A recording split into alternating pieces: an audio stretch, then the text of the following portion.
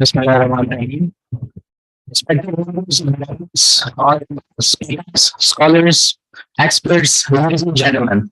On board the Islamabad Policy Research Institute, I, Furqan Sohan, Assistant Research Associate here, welcome you all to this special event organized by April. We are gathered here today to celebrate the 10 remarkable years of the China-Pakistan Economic Corridor, the flagship project of China's Belt and Road Initiative and the cornerstone of Pakistan-China economic cooperation. We will begin our official proceedings with the recitation of a few verses from the Holy Quran. So I would request all the participants to please switch their mobile phones to the silent mode.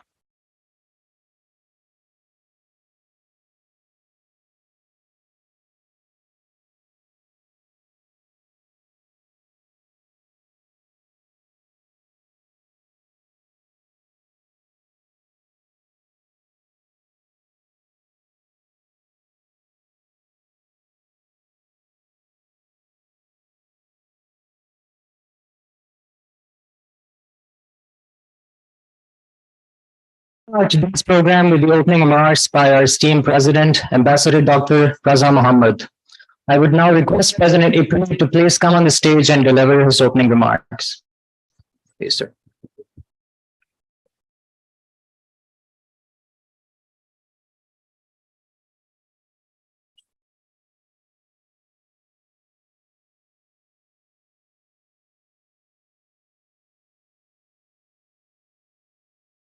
All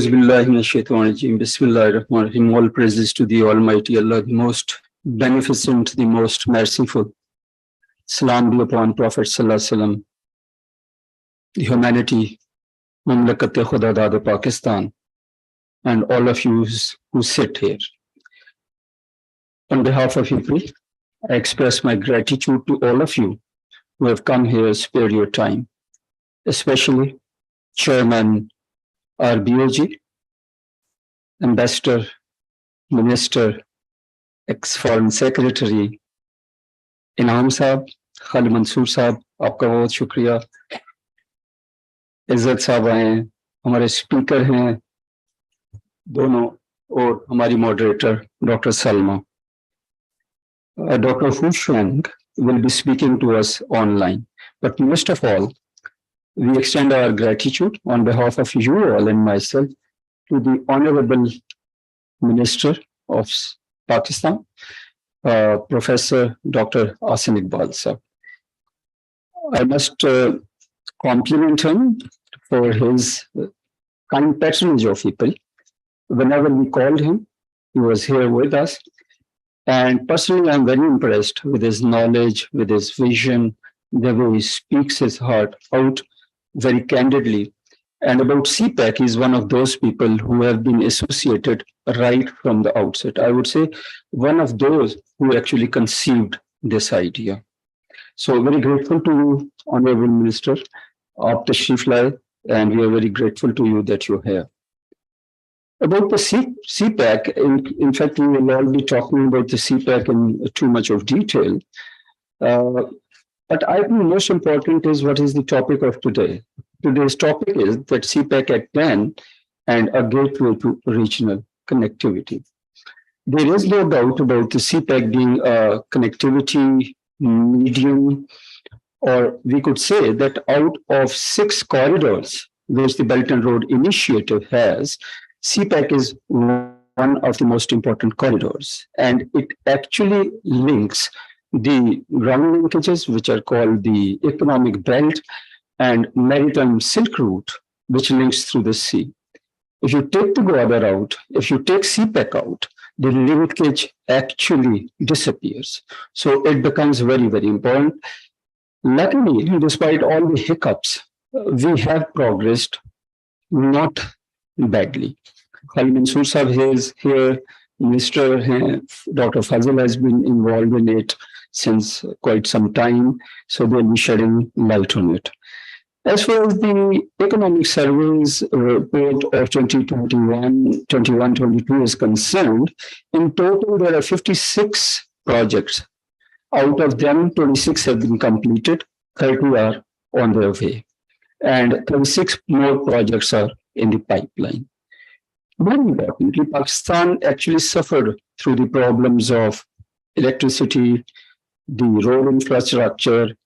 Road infrastructure, if I'm not wrong, up to 80% has been completed. 5 and 10 kilometer highways have been constructed. We have 6,000 kilowatt of additional electricity, and so on and so forth.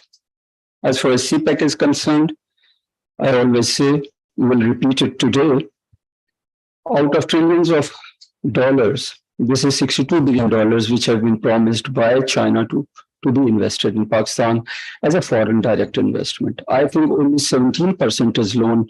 During my PhD on the CPEC, when I was doing research, I came to the conclusion it is about 17 to 18%, which is direct loan. Rest whole the money is foreign direct investment, including all the projects, whether they are the infrastructure project or the power projects. China has been very kind to us. Loan का जो repay है, that is also going to be very soft. Interest rate बहुत कम है. But where we have lagged, I think there are 2-3 points which I want to flag.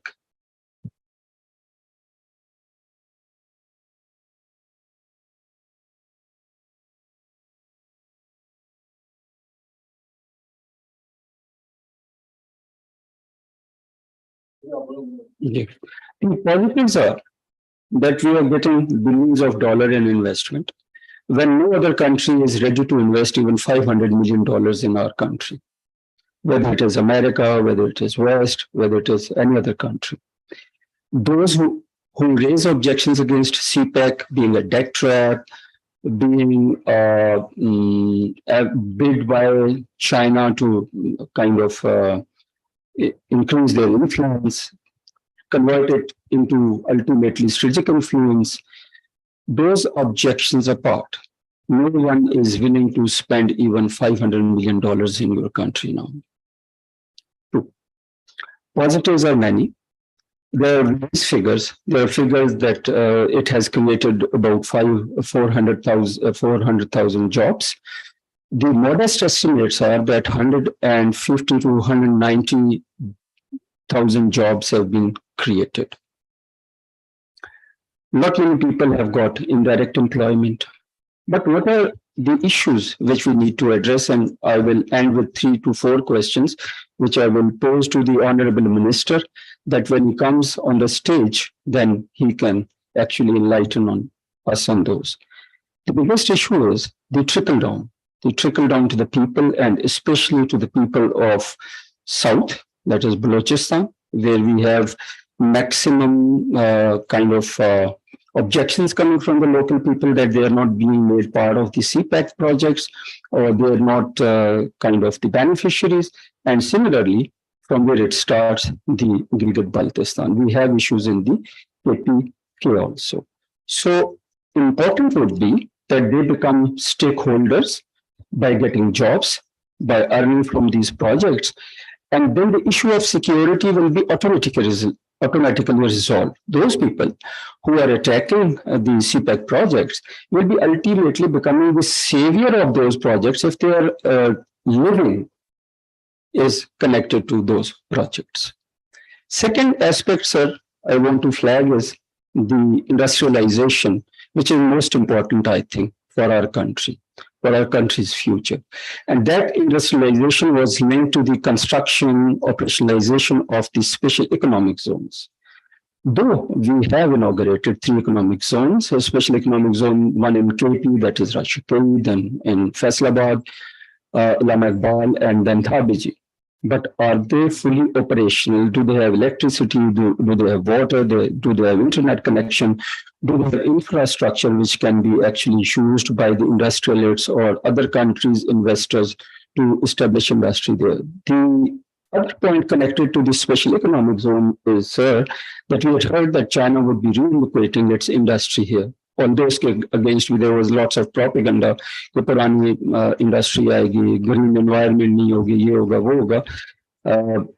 China has created a new ministry, which is Green Belt and Road Initiative. It is a separate ministry, which is specifically working on this thing, that all the projects of the CPEC should be environment friendly and green. So this is one aspect, sir, that how to expedite operationalization of the special economic zones and how to attract the industry and investment here in our economic zones.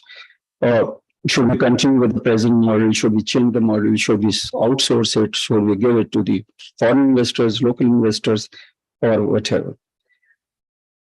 With this, sir, I once again thank you and request you to come out.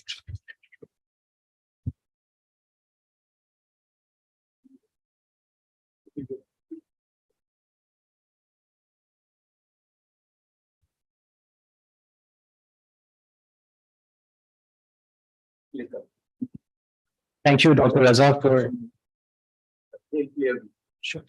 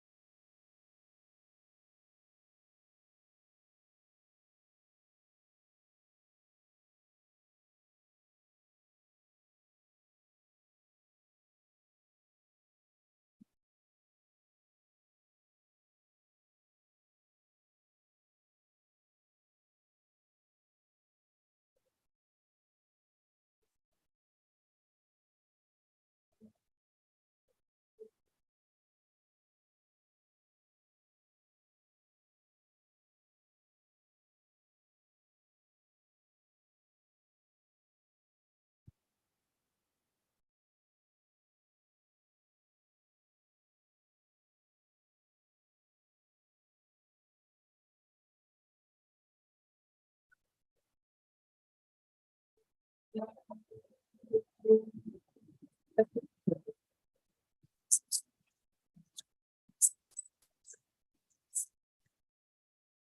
decades, China and Pakistan has business history of trust, cooperation, and mutual support.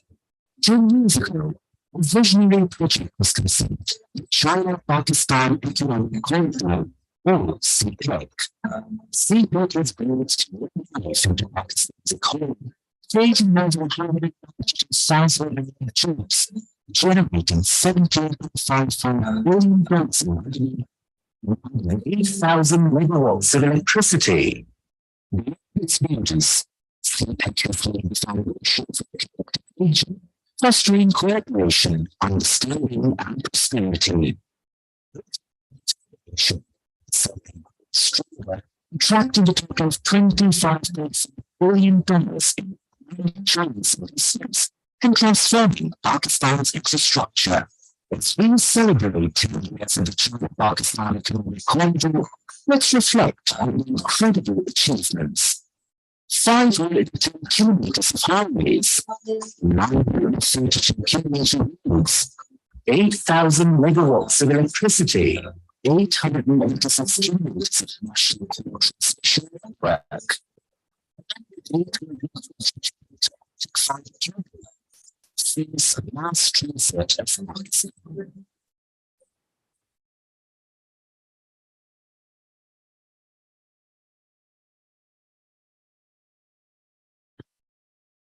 Thank you, Professor S.N. Iqbal, for presenting this video. So, ladies and gentlemen, this is now time for us to hear from our distinguished chief guest for the event, Honorable Professor S.N. Iqbal. Professor S.N. Iqbal is currently the Federal Minister for Development and Special Initiatives. Thank you, sir. Bismillahirrahmanirrahim. Respectable Ambassador Dr. Raza Mohammed Saab, distinguished Chairman of Board, Anam Saab, Khalid Mansoor Saab, and distinguished guests, ladies and gentlemen.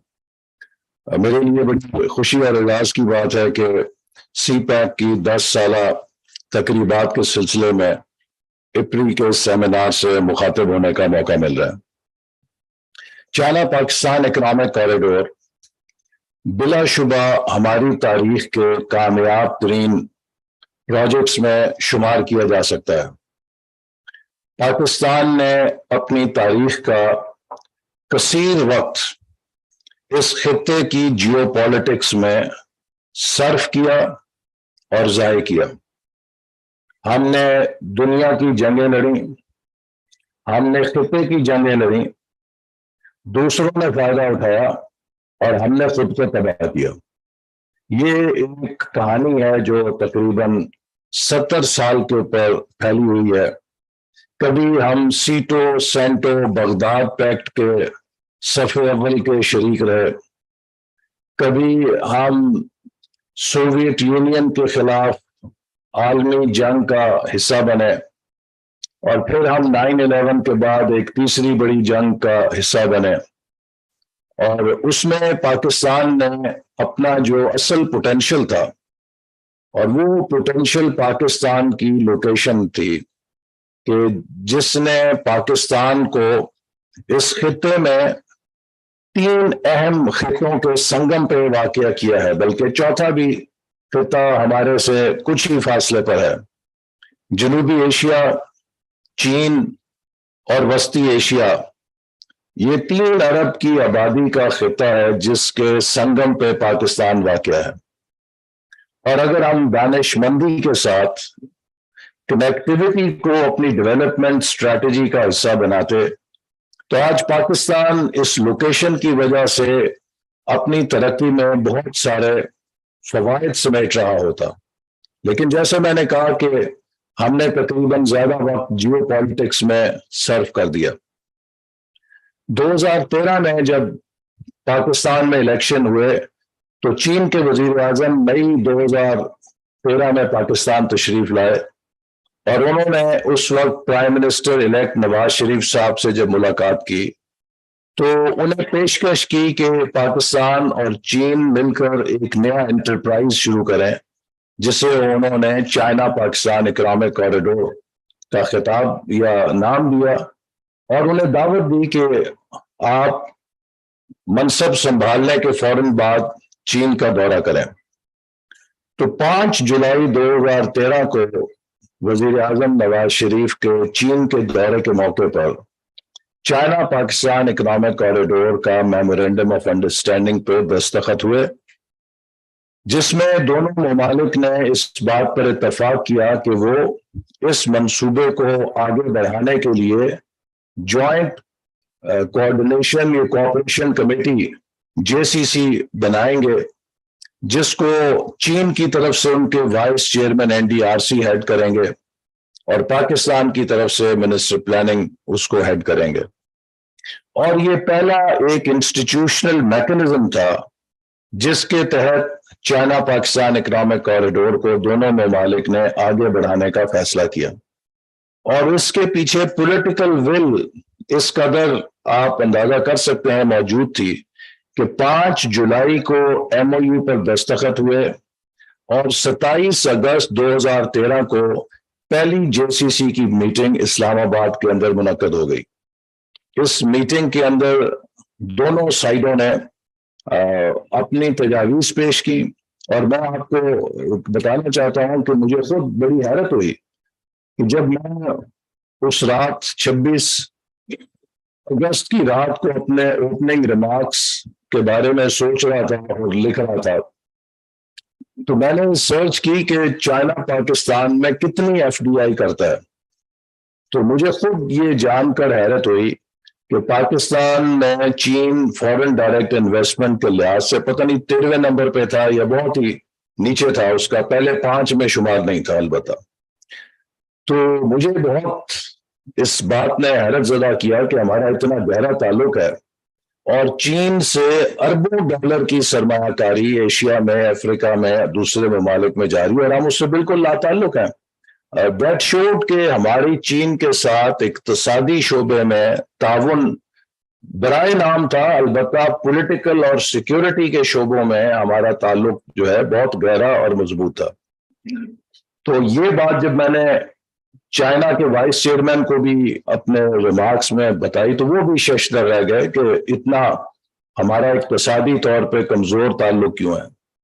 लेकिन within 3 years due to CPEC China Pakistan में number 1 foreign direct investor बन गया।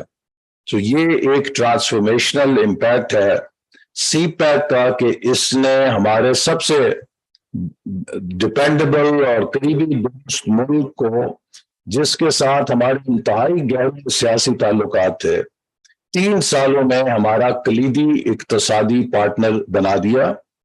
और ये बात इस बात की भी निशानदेही करता है कि हमारी अप्रोच दुनिया में कितनी गैर इक्तिसादी थी। हम एक सियासी मंजरनामे में, जैसे मैंने कहा कि जियो पॉलिटिक्स के गिर्द खुद को 70 साल चलाते रहे और अपने बहुत से मौके ज़ाहिर करते रहे। तो CPEC ने पहली दफा पाकिस्तान को जियो पॉलिटिक्स के ऑर्बिट से निकाल कर जियो इकोनॉमिक्स के ऑर्बिट में दाखिल किया और हमने अपनी लोकेशन की जो इकोनॉमिक एडवांटेजेस है उनकी तरफ पेशकदमी शुरू की। और आप इससे अंदाजा कीजिए कि 1980 में पाकिस्तान की फीकस आमदनी $300 थी और चीन की फीकस आमदनी तकरीबन $200 थी।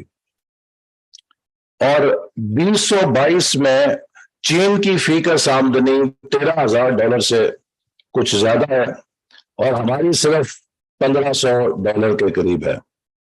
तो चीन इस अरसे में $200 से $13,000 फीकस आमदनी, जिसकी आप अंदाजा जिसका तब कर सकते हैं कि जब 1 अरब से ज्यादा पॉपुलेशन को भी फैक्टर इन करें तो ये पर कैपिटा इनकम कोई करोड़ 1.5 करोड़ इंसानों की नहीं थी। उन्होंने 1 अरब से ज्यादा की आबादी की फीकस आमदनी को $200 से $13,500 या $13,500 पे लेकर गए। तो this was by no means anything short of an economic miracle. اب چائنا جو ہمارا جغرافیائی طور پہ ملحقہ ملک ہے، ہم سے اتنا گہرا دوست ملک ہے، 1980 سے جب ہم اس کے ساتھ جڑے ہوئے ہیں، جب وہاں پہ یہ میریکل ڈینگ جیاؤپنگ نے شروع کیا تو پاکستان اس سے اتنا لا تعلق رہا کہ ہم نے کبھی کوئی کوشش نہیں کی سنجیدہ کہ اس اکنامک میریکل کی کوئی چھینٹ ہم پر بھی پڑ جائے اور ہم بھی اس سے فائدہ اٹھا سکیں. تو لہذا سی پیک نے پہلی دفعہ چین اور پاکستان کے درمیان تعلقات کو ایک اقتصادی محور کے اندر ڈھالا، اور جب ہم نے اس کے بنیادی خطوط طے کیے تو +4 فریم ورک جو بنا، اس میں پہلی چیز جس پر فوکس کیا گیا وہ پاکستان کا توانائی کا بحران تھا.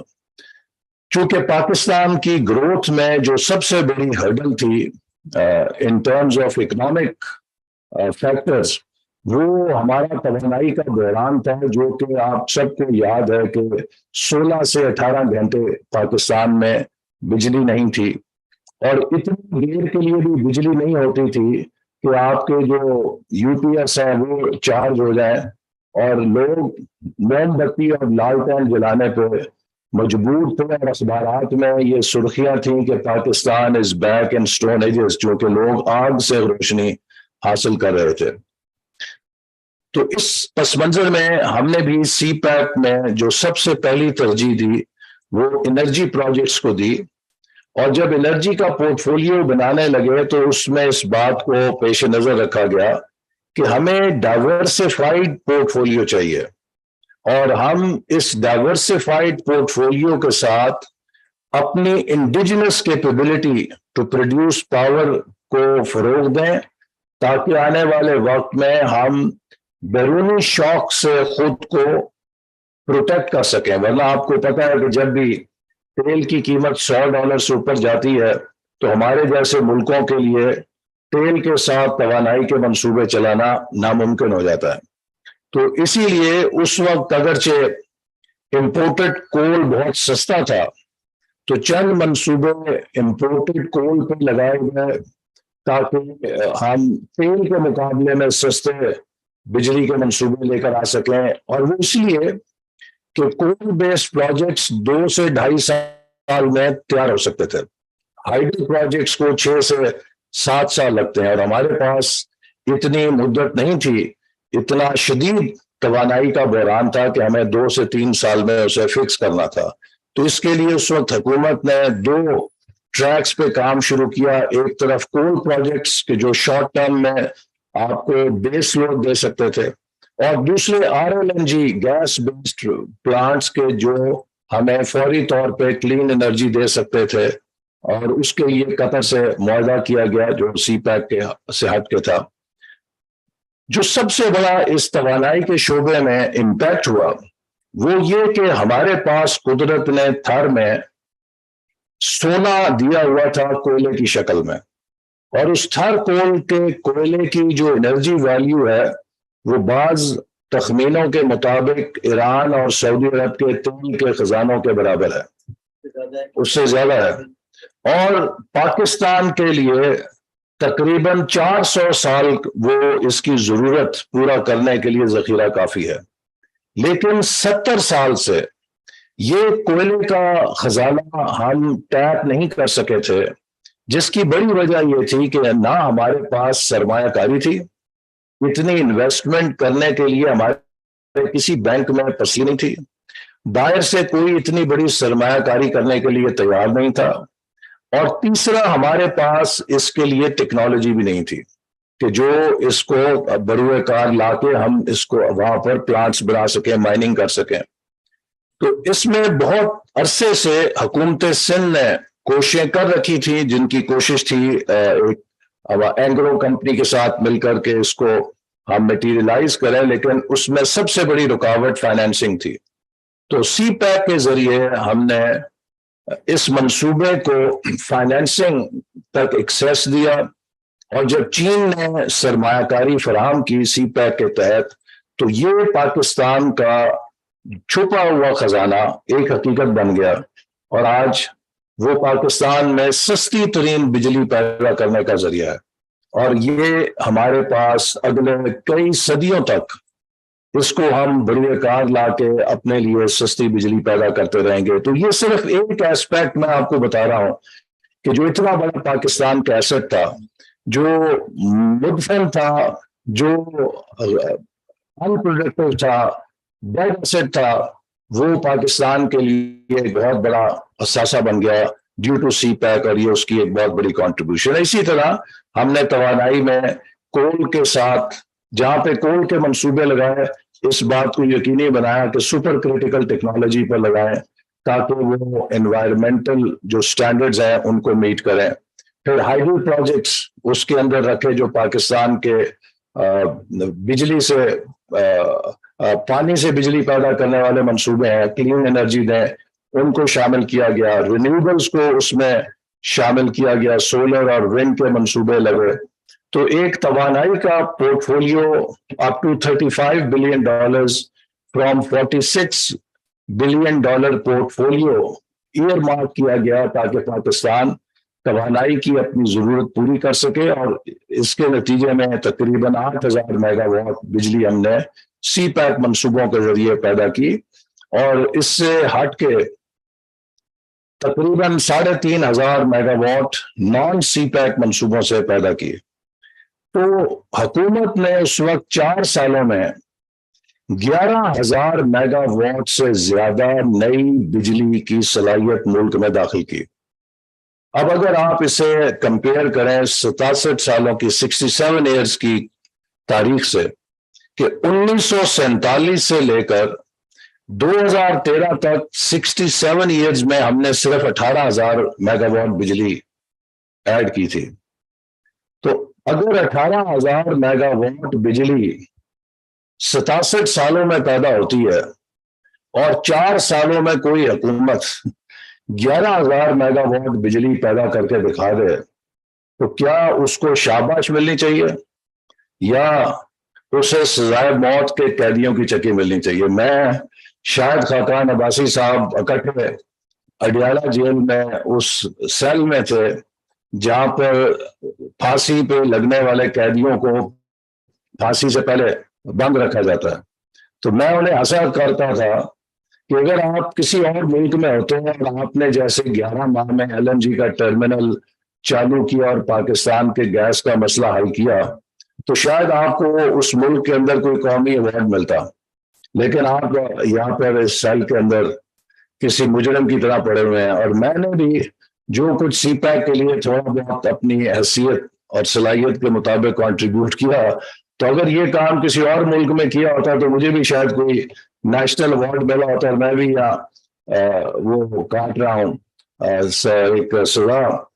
سو ہم نے اس پوری چیز کو بجائے سیلیبریٹ کرنے کے کہ قوم کے اندر ایک اعتماد پیدا ہو، دیکھیے ایسی کامیابیاں ہیں کہ جس سے قوم کی سیلف اسٹیم بنتی ہے، قوم کا اپنے اوپر اعتماد پیدا ہوتا ہے۔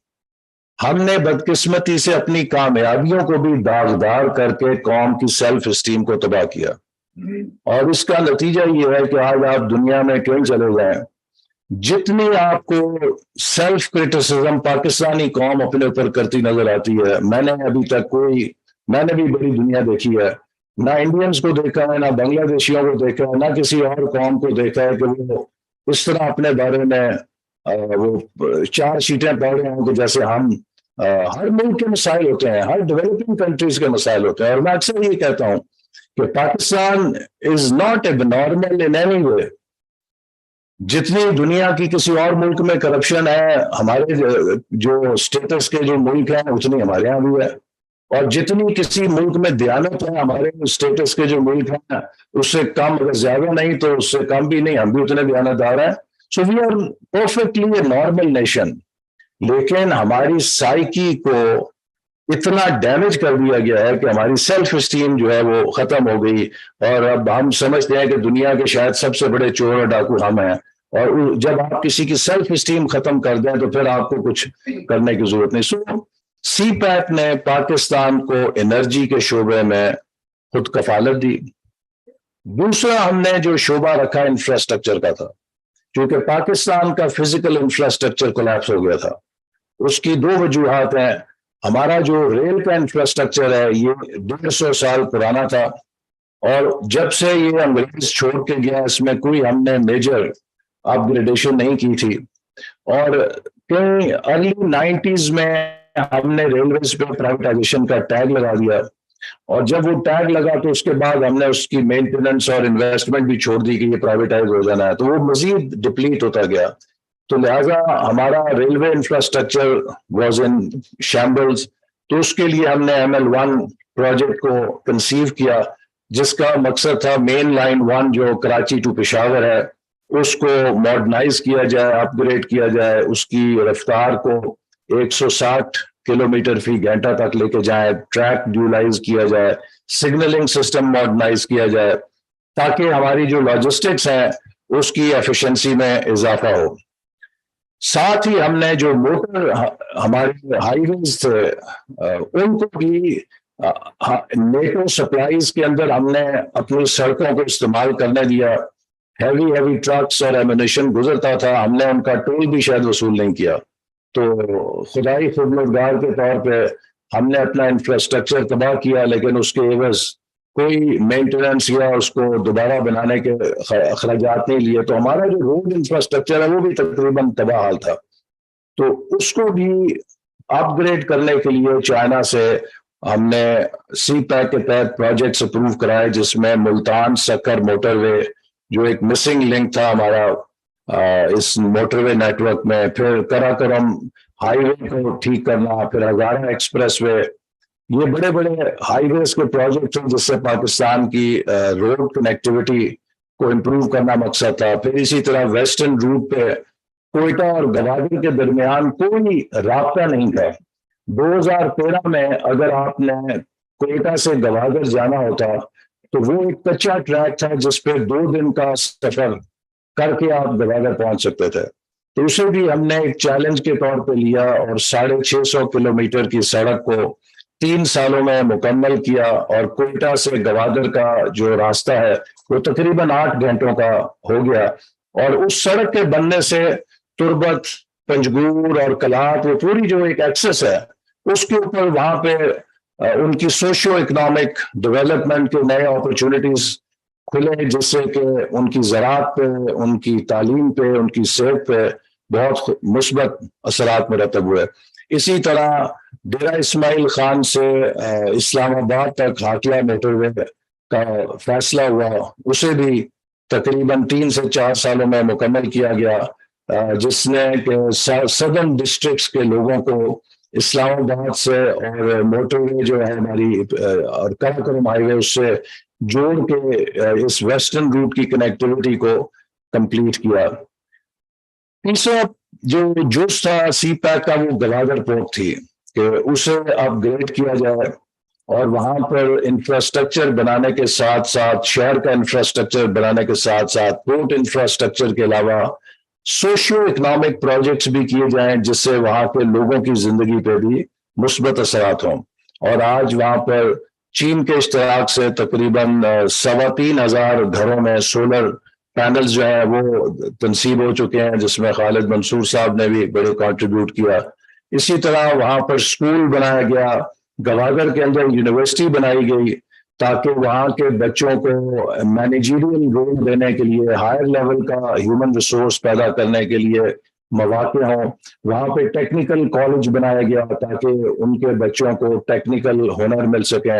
وہاں پہ چین کے اشتراک سے ہاسپٹل بنایا گیا جس میں جدید ترین علاج کی سہولتیں ہیں. وہاں پہ واٹر ڈیسیلینیشن پلانٹ چین نے گرانٹ دی جو کہ اب اس جولائی میں وہ مکمل ہو کے شروع ہو رہا ہے. وہاں پہ نیا ایئرپورٹ کی تعمیر جاری ہے جس کا رن وے مکمل ہو چکا ہے, اور انشاءاللہ اس سال کے اختتام تک وہ ایک جدید ماڈرن رن وے ایئرپورٹ بھی وہاں تیار ہو جائے گا. وہاں کے جو فشر مین ہیں ان کی لائیولیہوڈ کے لیے انٹرونشنس کی گئی.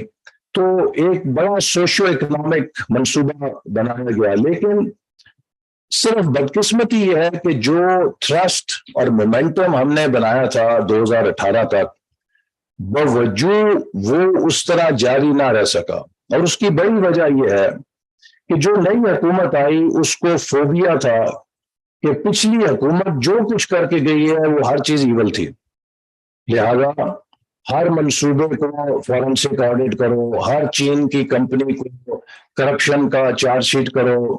ملتان سکر موٹر وے کا منصوبہ جو کہ سی پیک کا فلیگ شپ پروجیکٹ تھا، اس کو چین نے اپنی نگرانی میں مکمل کیا، اور آپ کو یہ سن کے حیرت ہوگی کہ سی پیک پروجیکٹس جو چائنا کی مدد سے بنے ان کی فائنینسنگ ڈائریکٹ چائنا نے اپنے کانٹریکٹرز کی، اس کا $1 پاکستان کے خزانے سے ہو کر نہیں گیا۔ مثال کے طور پہ ملتان سکر موٹر وے جو ہے اس میں چین نے 3 کمپنیاں نامزد کی جو ان کے بقول ان کی اچھی معیاری کمپنیاں تھیں، ان میں بڈنگ ہوئی، جو لوئسٹ کمپنی تھی اس کو وہ پروجیکٹ ملا، اور بیجنگ اس کمپنی کو ڈائریکٹ ٹرانسفر ہوا پیسہ چائنا کی طرف سے، پاکستان کا اس میں کوئی لینا دینا نہیں۔ اب جو اتنا ٹرانسپیرنٹ پروجیکٹ ہو اس میں اگر وزیر مواصلات ہر روز یہ پریس کانفرنس کریں کہ وزیر پلاننگ نے 70 ارب روپے کی کمیشن اور کک بیک اس منصوبے میں چین سے لے لی تو آپ مجھے بتائیے کہ چائنا والے کیا سوچیں گے کہ ہم نے تب پاکستان میں سرمایہ کاری کی جب پاکستان کا اپنا انویسٹر تیار نہیں تھا۔ یہ جو توانائی کے منصوبے لگے ہیں یہ کسی نئی پالیسی کے تحت نہیں لگے، یہ اسی پالیسی کے تحت لگے ہیں جو ہم نے سی پیک سے پہلے اعلان کی ہوئی تھی، لیکن کوئی دنیا کا انویسٹر پاکستان میں پیسہ لگانے کے لیے تیار نہیں تھا، رسک لینے کے لیے تیار نہیں تھا، ہمارے اپنے انویسٹر تیار نہیں تھے۔ اس موقع پہ چائنا نے اپنی کمپنیوں کو فائنینسنگ دی، اپنے کمپنیوں کو اشارہ دیا کہ آپ پاکستان میں جا کے سرمایہ کاری کریں۔ تو آپ سوچئے کہ اگر ان حالات میں چائنا نے پاکستان میں انویسٹمنٹ کی اور ہم چین کو کہیں کہ آپ نے کرپشن کی ہے ان منصوبوں کے اندر، آپ نے ہمیں مہنگے قرضے دے دیے ہیں،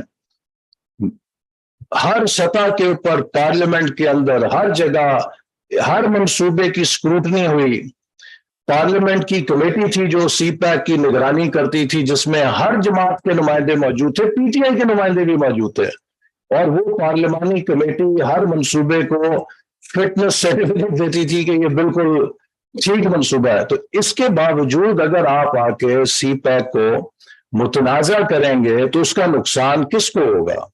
اور نقصان یہ ہوا، دیکھیے آپ میں سے کئی لوگ بزنس کو سمجھتے ہیں، بزنس میں ایک چیز ہوتی ہے جو بیلنس شیٹ سے زیادہ امپورٹنٹ ہوتی ہے، ہر کمپنی کی بیلنس شیٹ ہوتی ہے، لیکن ایک چیز ہوتی ہے کہ جو بیلنس شیٹ سے بھی زیادہ اہم ہوتی ہے، اور وہ مارکیٹ کانفیڈنس، سینٹیمنٹ یا ٹرسٹ، سینٹیمنٹ پہ۔ سو جو چیز کسی کو مارکیٹ میں ڈرائیو کرتی ہے وہ سینٹیمنٹ ہے۔ آپ کئی کمپنیز ایسی دیکھ سکتے ہیں کہ ان کی بیلنس شیٹ بہت اچھی ہے لیکن ان کا سینٹیمنٹ مارکیٹ میں کانفیڈنس ان پہ نہیں ہے، وہ اسی طرح کے اسی طرح بیٹھے رہتے ہیں۔ آج دنیا میں سب سے بروک اکانومی کون سی ہے؟ دیوالیہ اکانومی، جو سب سے زیادہ دیوالیہ اکانومی ہے دنیا میں، وہ ملتا ہے، لیکن ڈالر ان کے پاس ہے، سینٹیمنٹ ان کے پاس ہے، کوئی ان کی بکس کو دیکھتا بھی نہیں کہ کتنی انڈیٹڈنس ہے کہ وہ کس جگہ کھڑے ہیں۔ سو لہذا 2017-18 میں سی پیک کے نتیجے میں پاکستان کا سینٹیمنٹ بن گیا تھا۔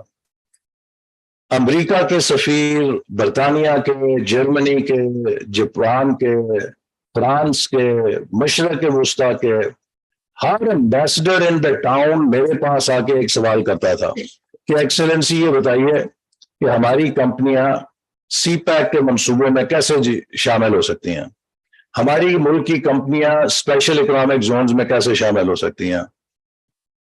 اگر آپ 2017-18 میں کراچی اور اسلام آباد کے درمیان پرواز کر رہے ہوتے تو 17-18 میں ممکن نہیں تھا کہ اس جہاز میں 10-15 چینی بزنس مین آپ کو نظر نہ آتے۔ ہر فلائٹ میں چائنیز بزنس مین موجود تھے، اسلام آباد کے ہر سیکٹر میں ان کے دفتر کھل چکے تھے۔ آپ اگر یہاں مارکیٹ میں جاتے تو درجنوں نہیں سینکڑوں کے لحاظ سے آپ کو چائنیز بزنس مین اور لوگ نظر آتے۔ کیوں؟ کہ پریزیڈنٹ شی نے ان کی کمپنیوں کو کہا کہ آپ پاکستان جا کے انویسٹ کریں، تو سب बड़ी कंपनियां यहाँ पर आ गई, लेकिन जब हमने उनको स्कैंडलाइज करना शुरू किया, उनकी इन्वेस्टमेंट को, और उनको मुजरिम बनाना शुरू किया, तो एक एक करके वो यहाँ से खिसकना शुरू हो गए। कोई वियतनाम चला गया, कोई कंबोडिया चला गया, कोई लाओस चला गया, और इस्लामाबाद खाली हो गया। नुकसान किसका हुआ? हमारा हुआ। सो एनर्जी इंफ्रास्ट्रक्चर में हमने जो मंसूबे सी पैक से हासिल किए, उसने हमें मोटरवेज दिए, नो हाउ दिया, हजारों की तादाद में हमारे इंजीनियर्स और वर्कर्स को जदीद तरीन सामान पे काम करने का एक्सपीरियंस मिला। तीसरा, गवादर के अंदर एक नया इंफ्रास्ट्रक्चर हुआ, और चौथा जो हिस्सा था सी पैक का, वो था इंडस्ट्रियल कोऑपरेशन। और इंडस्ट्रियल कोऑपरेशन जो है 2020 और 2025 का फेज था। सी पैक को 3 मरलों में तकसीम किया गया। पहला मरला इंफ्रास्ट्रक्चर का 2020 तक, 20 से 25 इंडस्ट्रियल कोऑपरेशन, और 2025 से 30 जो था वो उसकी रीजनल इंटीग्रेशन था। जो कि आपका एक मौजू भी है कि किस तरह हम पाकिस्तान को साउथ एशिया, चाइना और सेंट्रल एशिया और मिडिल ईस्ट और फिर आगे अफ्रीका समुद्री कॉरिडोर्स के जरिए, तो जो सी पैक की बेस बनेगी, उससे हम किस तरीके से एक ब्रॉडर रीजनल इंटीग्रेशन करके इस पूरे खिते को यकजा कर सकते हैं। तो इंडस्ट्रियल कोऑपरेशन में 9 इकोनॉमिक जोन्स का इंतखाब किया गया, और ये तय हुआ कि 2020 तक ये मुकम्मल होंगे, और चाइना से रीलोकेशन होगी इंडस्ट्री की, और चीन से तकरीबन 2017-18 में हमने तखमीना लगाया कि 8 करोड़ जॉब्स रीलोकेट हो रही थी। क्योंकि चाइना में जो लेबर कॉस्ट है वो बढ़ गई थी, तो उनकी इंडस्ट्री जो लेबर इंटेंसिव इंडस्ट्री है वो अनकम्पेटिटिव हो रही थी, तो लिहाजा वो वियतनाम में, कंबोडिया, लाओस और दूसरे जो थर्ड वर्ल्ड कंट्रीज हैं जहाँ लेबर चीप है, उधर वो अब मुंतकिल कर रहे थे तेजी के साथ। So there were 80 million jobs up for grabs, कि कोई उनको उचक सकता था जो पुरकशिश उनको मौके दें उन कंपनियों को कि आप हमारे मुल्क में आके सेटअप करें, हम आपको एडवांटेज देते हैं कॉस्ट की, अच्छी ह्यूमन रिसोर्स की और इंफ्रास्ट्रक्चर की। तो Pakistan with that corridor really had a great advantage कि हम उन कंपनियों को इकोनॉमिक जोन्स में मुतवज्जे कर सकते थे। और यकीन कीजिए कि 2017-18 में मेरा अपना एस्टिमेट ये था, जो मोमेंटम बन गया था, कि next 5 years we may see $30 to $50 billion private investment in terms of relocation. लेकिन अफसोस से मुझे कहना पड़ता है कि 2022 में जब हम आए तो हमें यह मालूम हुआ कि उनमें से एक भी इकोनॉमिक जोन तैयार नहीं है, जिन्हें कि 2020 तक हमें तैयार कर देना चाहिए था। अब इस कंपेटिटिव वर्ल्ड में बिजनेस जो है घंटों का इंतजार नहीं करती, 6 जाए कि सालों का इंतजार उन्हें करना पड़े।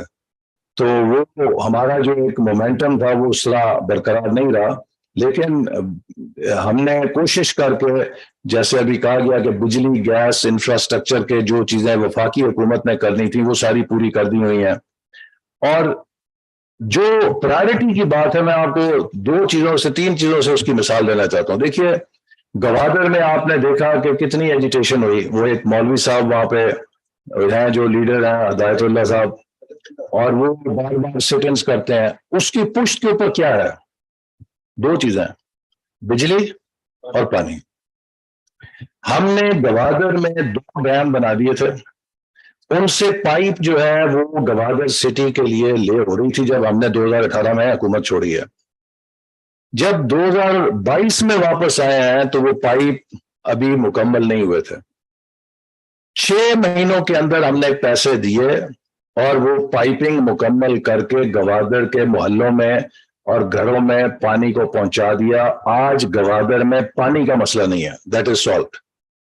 इसी तरह गवादर में बिजली के 2 मंसूबे हैं जो 2017-18 में हमने शुरू किए थे, कि जब तक वहां का अपना पावर स्टेशन नहीं लगता, हमें 2 जरियों से बिजली गवादर को पहुंचानी है। एक, ईरान से एडिशनल ट्रांसमिशन लाइन जिससे 100 मेगावाट बिजली गवादर आएगी, दूसरी पंजगूर और तुर्बत के दरमियान जो ट्रांसमिशन लाइन का हमारा गैप था उसे ब्रिज करके गवादर को नेशनल ग्रिड से जोड़ दिया जाए।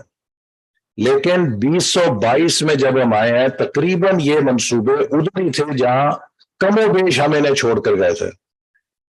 इन मंसूबों के लिए एक्स्ट्रा ऑर्डिनरी ग्रांट्स दी गई। नतीजा ये हुआ कि विद इन 10 months ईरान की ट्रांसमिशन लाइन कंप्लीट हो गई और तकरीबन 1 साल के अंदर पंजगूर और तुर्बत की ट्रांसमिशन लाइन मुकम्मल होकर आज गवादर नेशनल ग्रिड से जुड़ चुका है।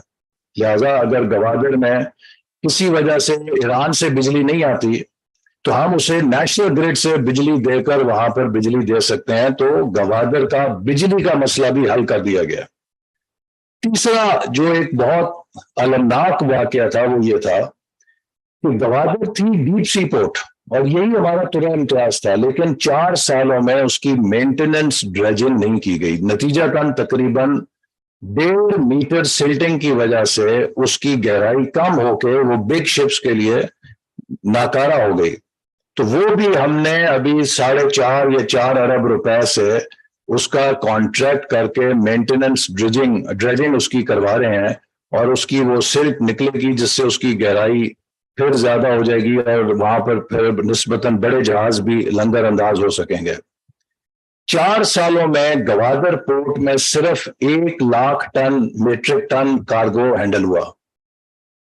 1 साल में 6.25 लाख मीट्रिक टन कार्गो हमने वहां से रूट किया है। जो हमारी फर्टिलाइजर की और वीट की इंपोर्ट्स थी उनके शिपों को वहां पे किया। उसका नतीजा ये कि वहां की लोकल इकोनॉमी, एक कार्गो शिप जब आता है उससे हजारों लोगों को रोजगार मिलता है। सो जब आप लोगों के लाइवलीहुड्स को प्रोटेक्ट नहीं करेंगे तो वो लोग फिर शाकी होंगे, जी इससे इतना बड़ा ढोल बजेगा मिल रहा है, हमें इससे क्या मिल रहा है। तो वहां पर आज 6.25 लाख जैसे मैंने कहा मैट्रिक टन कार्गो हमने जब 1 साल में उसको वहां से गुजारा तो उसने वहां के लोगों को रोजगार भी दिया और फायदा भी उनको हुआ। तो ये वो मैं आपको ग्राउंड इजमाली जायजा पेश किया है कि गवादर से लेकर पाकिस्तान में इसकी क्या अपॉर्चुनिटीज है। फिर मोटरवेज के साथ फाइबर ऑप्टिक केबल जो है वो ले की गई, जैसे आपने उसमें वीडियो में भी देखा है, जिसने चीन और पाकिस्तान के दरमियान एक इंफॉर्मेशन हाईवे बनाई। उस इंफॉर्मेशन हाईवे के नतीजे में जो रिमोट एरियाज हैं गिलगित बल्तिस्तान के, they have highest speed broadband connectivity available to them like anyone has in Karachi और लाहौर। नतीजा ये है कि अब उसके नतीजे में वहां पर हम देख रहे हैं कि सॉफ्टवेयर हाउसेस वो खुलना शुरू हो गए हैं और आईटी की नई अपॉर्चुनिटीज गिलगित बल्तिस्तान के अंदर पैदा हो रही हैं और इसको हम अब इनकरेज कर रहे हैं कि वहां के बच्चों को भी आईटी स्किल्स दिए जाएं और उस फाइबर ऑप्टिक केबल के नतीजे में उस कनेक्टिविटी को एक्सपैंड करके जीबी के अंदर अपॉर्चुनिटीज क्रिएट करें। स्पेशल इकोनॉमिक जोन्स में जो हमारी नाकामी बहसियत मुल्क रही उसकी एक बड़ी वजह यह भी है कि ये शोबा सूबाई हुकूमतों के दायरे इख्तियार में है। इसमें वफाकी हुकूमत इसको स्टीयर नहीं कर सकती, जैसे कि बाकी हमने बिजली के मंसूबे, एनएचए के मंसूबे जो हमारे दस्तरस में थे, इसमें इन तमाम मंसूबों की ओनरशिप सूबा के पास है और वफाकी हुकूमत जिस हद तक भी कोशिश कर सकती है वो उनके पीछे उनको धक्का लगा सकती है, लेकिन उनके हिस्से का काम नहीं कर सकती। केपी के अंदर जो चाइनीज हैं उनकी ख्वाहिश ये थी और उनकी रिकमेंडेशन ये थी कि इकोनॉमिक जोन जो है उसको हतार में बनना चाहिए और वो कहते थे कि आप हतार में बनाएंगे तो it is like hot cake, यूं चल जाएगा वो। लेकिन केपी गवर्नमेंट कहती थी नहीं जी वैसे कहीं में बनना चाहिए फॉर वट एवर रीजन। अब उसमें वफाकी हुकूमत के पास ये इख्तियार नहीं था कि उसको वीटो करे और वो सूबाई हुकूमत ने अपनी मर्जी के मुताबिक रशकई के अंदर बनाया। इसी तरह जो बाकी सूबाई हुकूमतें हैं उन्होंने, मुझे थोड़ा सा दुख है कि उस रफ्तार के साथ पिछले सालों में काम नहीं किया कि जिससे उन्हें करना चाहिए। लेकिन अब हम कोशिश कर रहे हैं कि उनके साथ मिलकर इन प्रोजेक्ट्स को तेज करें, क्योंकि ये इकोनॉमिक जोन ही अब फ्यूचर है। अब सी पैक का जो अगला मरहला है वो बिजनेस टू बिजनेस है, वो गवर्नमेंट टू गवर्नमेंट नहीं है। अब हमें इंडस्ट्रियल कोऑपरेशन की तरफ जाना है। ابھی حال ہی میں چائنا سے آیا ہوں 12ویں JCC کی میٹنگ کر کے, اور اللہ کا شکر ہے کہ اب تک جو 12 JCC میٹنگز ہوئی ہیں ان میں سے تقریباً 9 میٹنگز کو میں کو چیئر کر چکا ہوں. سو ان کے ساتھ میں نے یہی ریکویسٹ کی ہے کہ ہم نے جو پروجیکٹس آپ سے لیے ہیں وہ بڑے گنا قدر ہیں, لیکن اب ہمیں چین سے انفراسٹرکچر پروجیکٹ سے شاید زیادہ نو ہاؤ کے ٹرانسفر کی ضرورت ہے. اور پاکستان کا جو اس وقت سب سے بڑا چیلنج ہے جو ہمارے معاشی مسائل کے لیے, وہ ہے کہ ہم اپنی ایکسپورٹس کو کس قدر تیزی کے ساتھ ڈیولپ کر سکتے ہیں. چونکہ ہماری اکانومی میں جب بھی گروتھ آتی ہے اس سے ڈیمانڈ پیدا ہوتی ہے, اس سے ہم امپورٹ زیادہ کرتے ہیں, اس سے ہم ڈالر زیادہ کنزیوم کرتے ہیں, لیکن کورسپونڈنگلی ہم ڈالر کمانے کی صلاحیت نہیں رکھتے. نتیجہ پن یہ ہوتا ہے کہ جب بھی گروتھ آتی ہے تو ساتھ ہی بیلنس آف پیمنٹ کرائسس ہمیں سامنا کرنا پڑتا ہے, اور اس کے نتیجے میں پھر ہمیں اپنی امپورٹ کمپریشن کرنی پڑتی ہے, ایمرجنسی بریکس لگانے پڑتے ہیں, پھر اکانومی کریش کر جاتی ہے. تو لہٰذا اگر ہم نے ایک سسٹین طریقے سے آگے چلنا ہے تو ہمیں ایکسپورٹ اورینٹیڈ پالیسیز پہ عمل کرنا ہے, ہمیں ایکسپورٹ ایمرجنسی کو نافذ کر کے آگے بڑھنا ہے, اور اپنی ایکسپورٹ پرفارمنس پہ انکریمنٹل نہیں بلکہ ایکسپونینشیل گروتھ کرنی ہے. تو میں نے اس دفعہ چائنیز گورنمنٹ سے بھی ریکویسٹ کی ہے کہ don't give us fish, teach us how to catch the fish. اور اس کے لیے ہم آپ سے چاہتے ہیں کہ آپ 2 شعبوں میں ہماری ہیلپ کریں, نو ہاؤ دیں. ایک ایکسپورٹ ڈیولپمنٹ اور ایک اسپیشل اکنامک زونز کو کیسے کامیابی سے چلایا جائے, چونکہ وہ دونوں چین کے فوٹوز ہیں.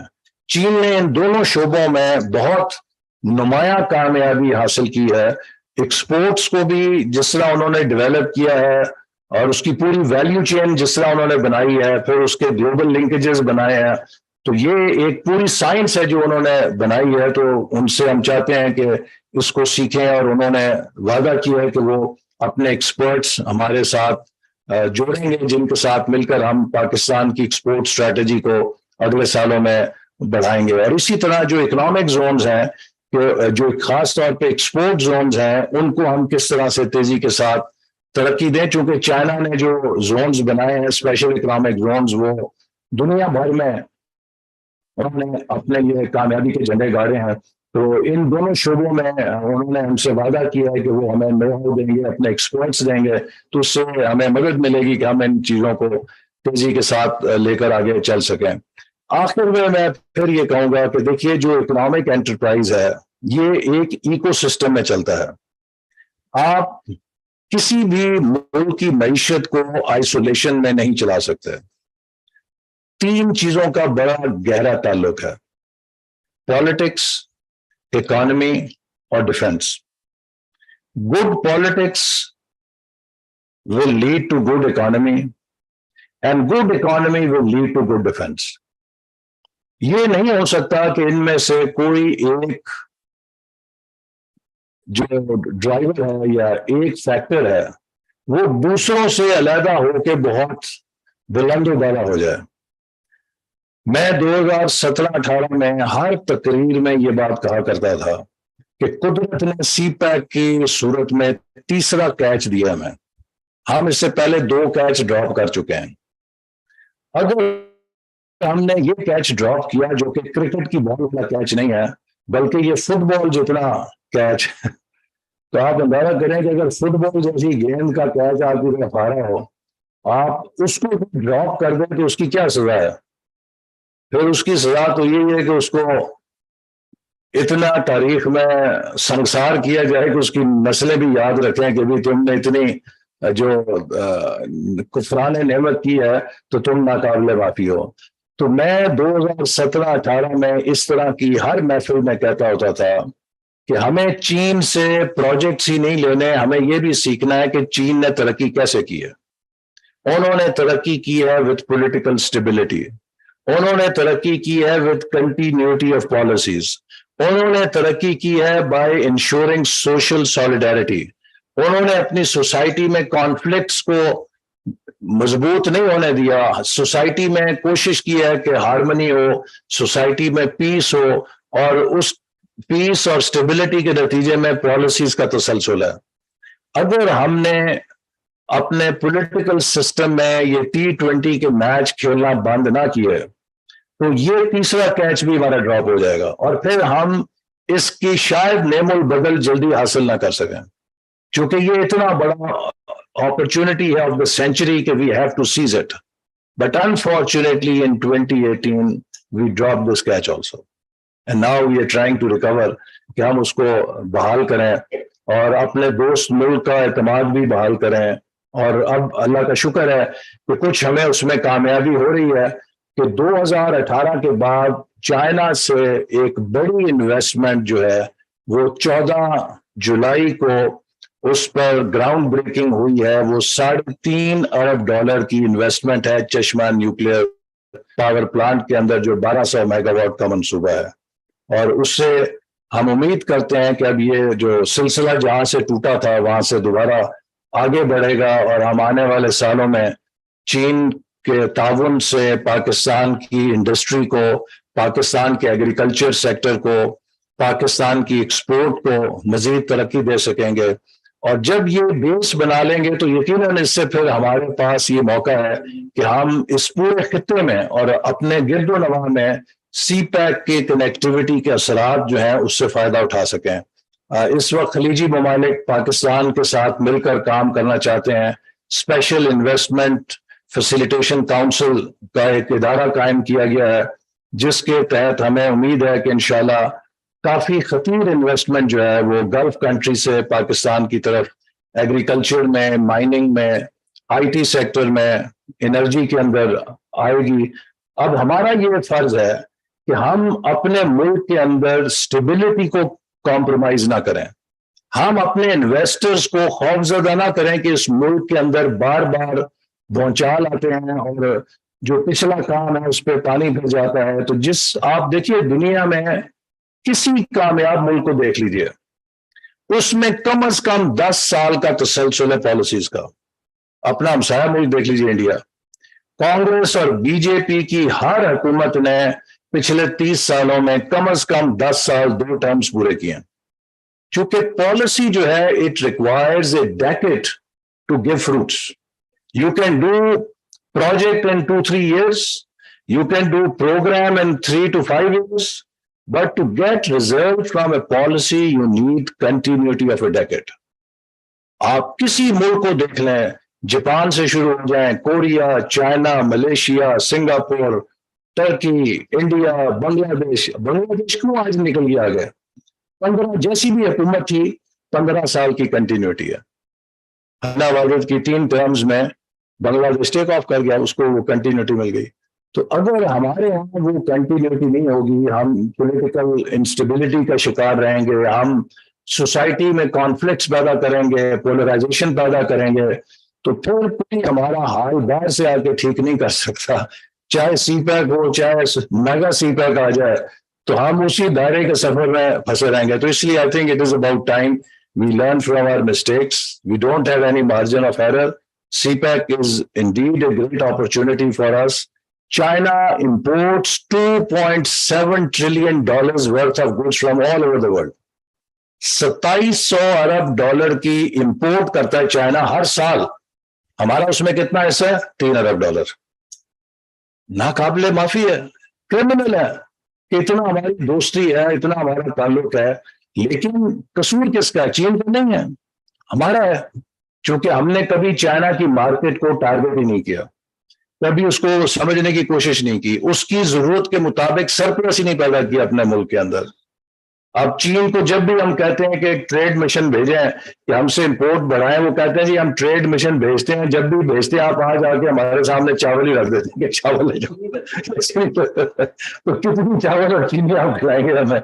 लेकिन अब there is a potential meat के अंदर। अभी मैं चाइना में था तो उनकी एक कंपनी कह रही थी कि हम $1 बिलियन की बीफ इंपोर्ट कर सकते हैं पाकिस्तान से।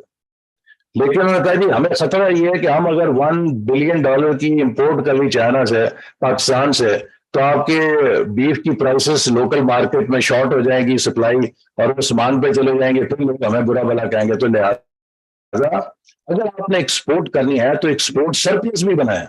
آپ اس کے لیے آپ کیٹل کے فارمز بنائیں تاکہ آپ کی ایکسٹرا پروڈکشن ہو, تاکہ اگر اتنی بڑی آپ کی ایکسپورٹ ہو رہی ہے تو لوکل مارکیٹ میں اس کی ڈسٹورشن پیدا نہ ہو.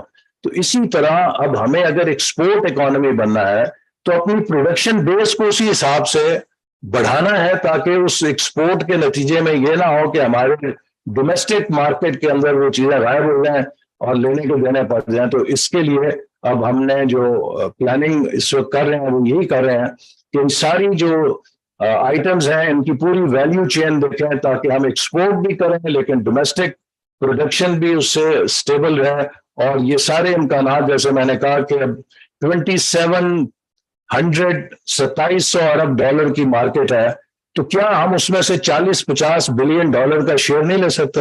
وہ کہتے ہیں کہ آپ پھل بھیجیں, آپ سبزیاں بھیجیں, آپ پولٹری بھیجیں, آپ میٹ بھیجیں, کھانے پینے کی چیزیں جتنی بھیجیں گے ہم لینے کے لیے تیار ہیں. اس کے علاوہ انڈسٹریل پروڈکٹس آپ دیکھیے جو لیبر انٹینسو ہیں وہ ہمارے پاس بھیجیے, ہم وہ لینے کے لیے تیار ہیں. تو اب ہمارا انٹرپرائز کا امتحان ہے, ہمارے پرائیویٹ سیکٹر کا امتحان ہے کہ ہم کس تیزی کے ساتھ ان اپرچونٹیز کے ساتھ خود کو الائن کریں اور ان کا فائدہ اٹھائیں. تو CPEC can truly be a game changer for us. Pakistan زندہ باد.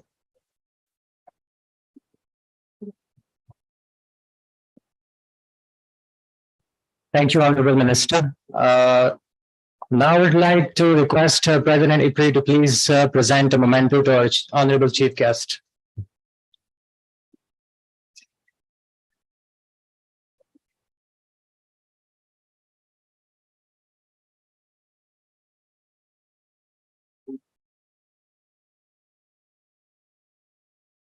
I can take 2-3 questions that are going on. I think it's a great opportunity. Please. یہ آپ تو چائنا اوپن آئے ہیں گوادر میں, as you know, 300 megawatt پر 4 project. اس پہ کچھ بے شک ہے the largest opportunity China is going to be funding coal project. اس میں اب ہماری طرف سے تو ہم نے انہیں ساری اپروولز دے دی ہیں. اب we are waiting for their financial close, چونکہ چائنا کو چائنا کی company working on the financial closure of the project. تو وہ انشاءاللہ امید ہے کہ جلد material the ball is in their court. لیکن کمٹمنٹ ہے from the committed. Thank you.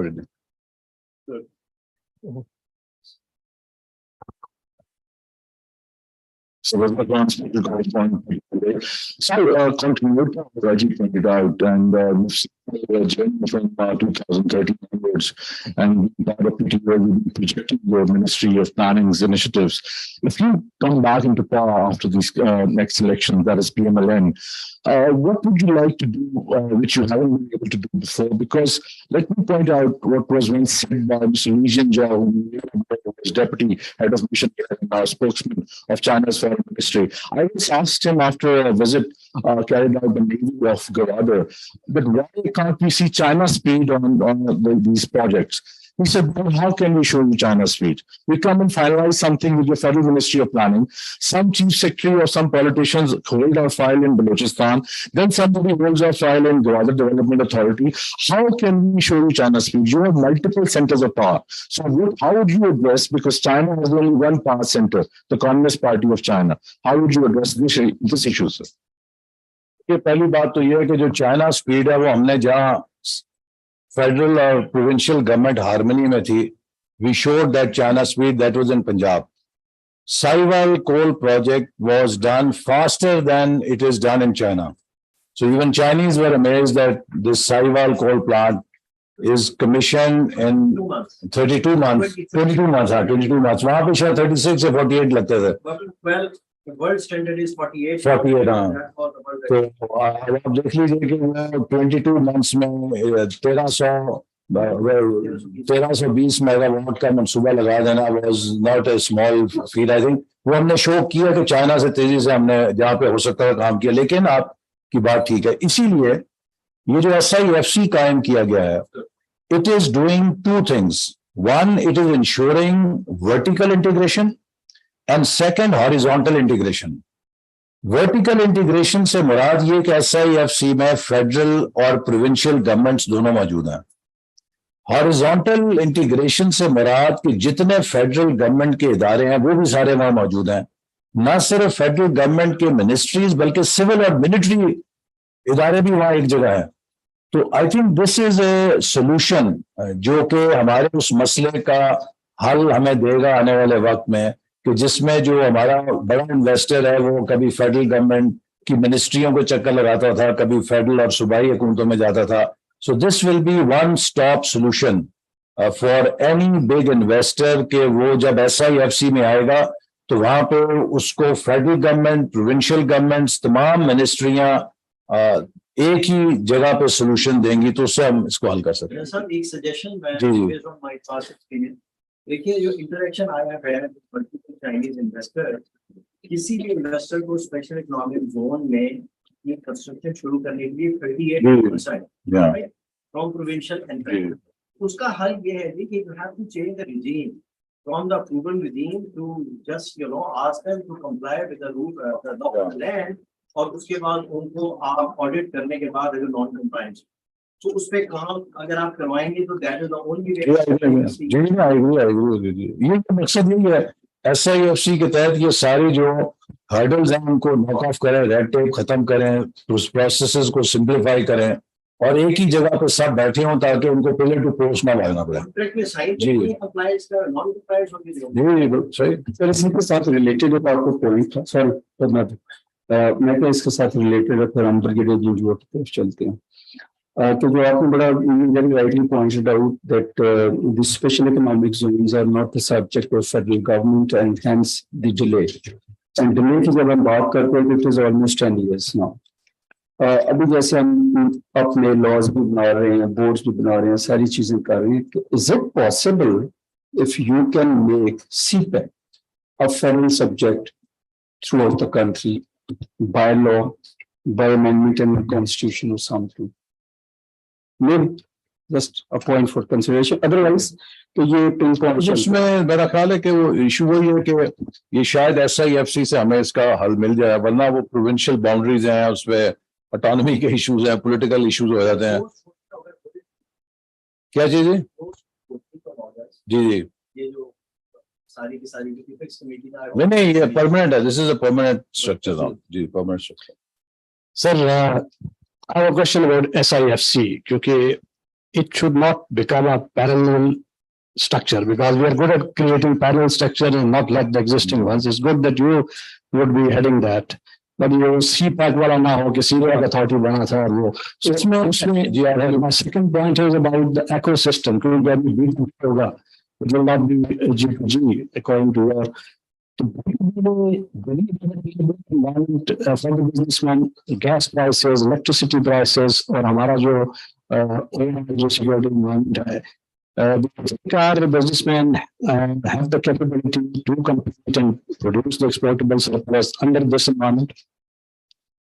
دیکھیں, جو آپ کا پہلا سوال ہے کہ وہ SIFC پرانے کسی اس نظام میں نہ پھنس جائے جو ہمارے اتھارٹیز والا کے تھے.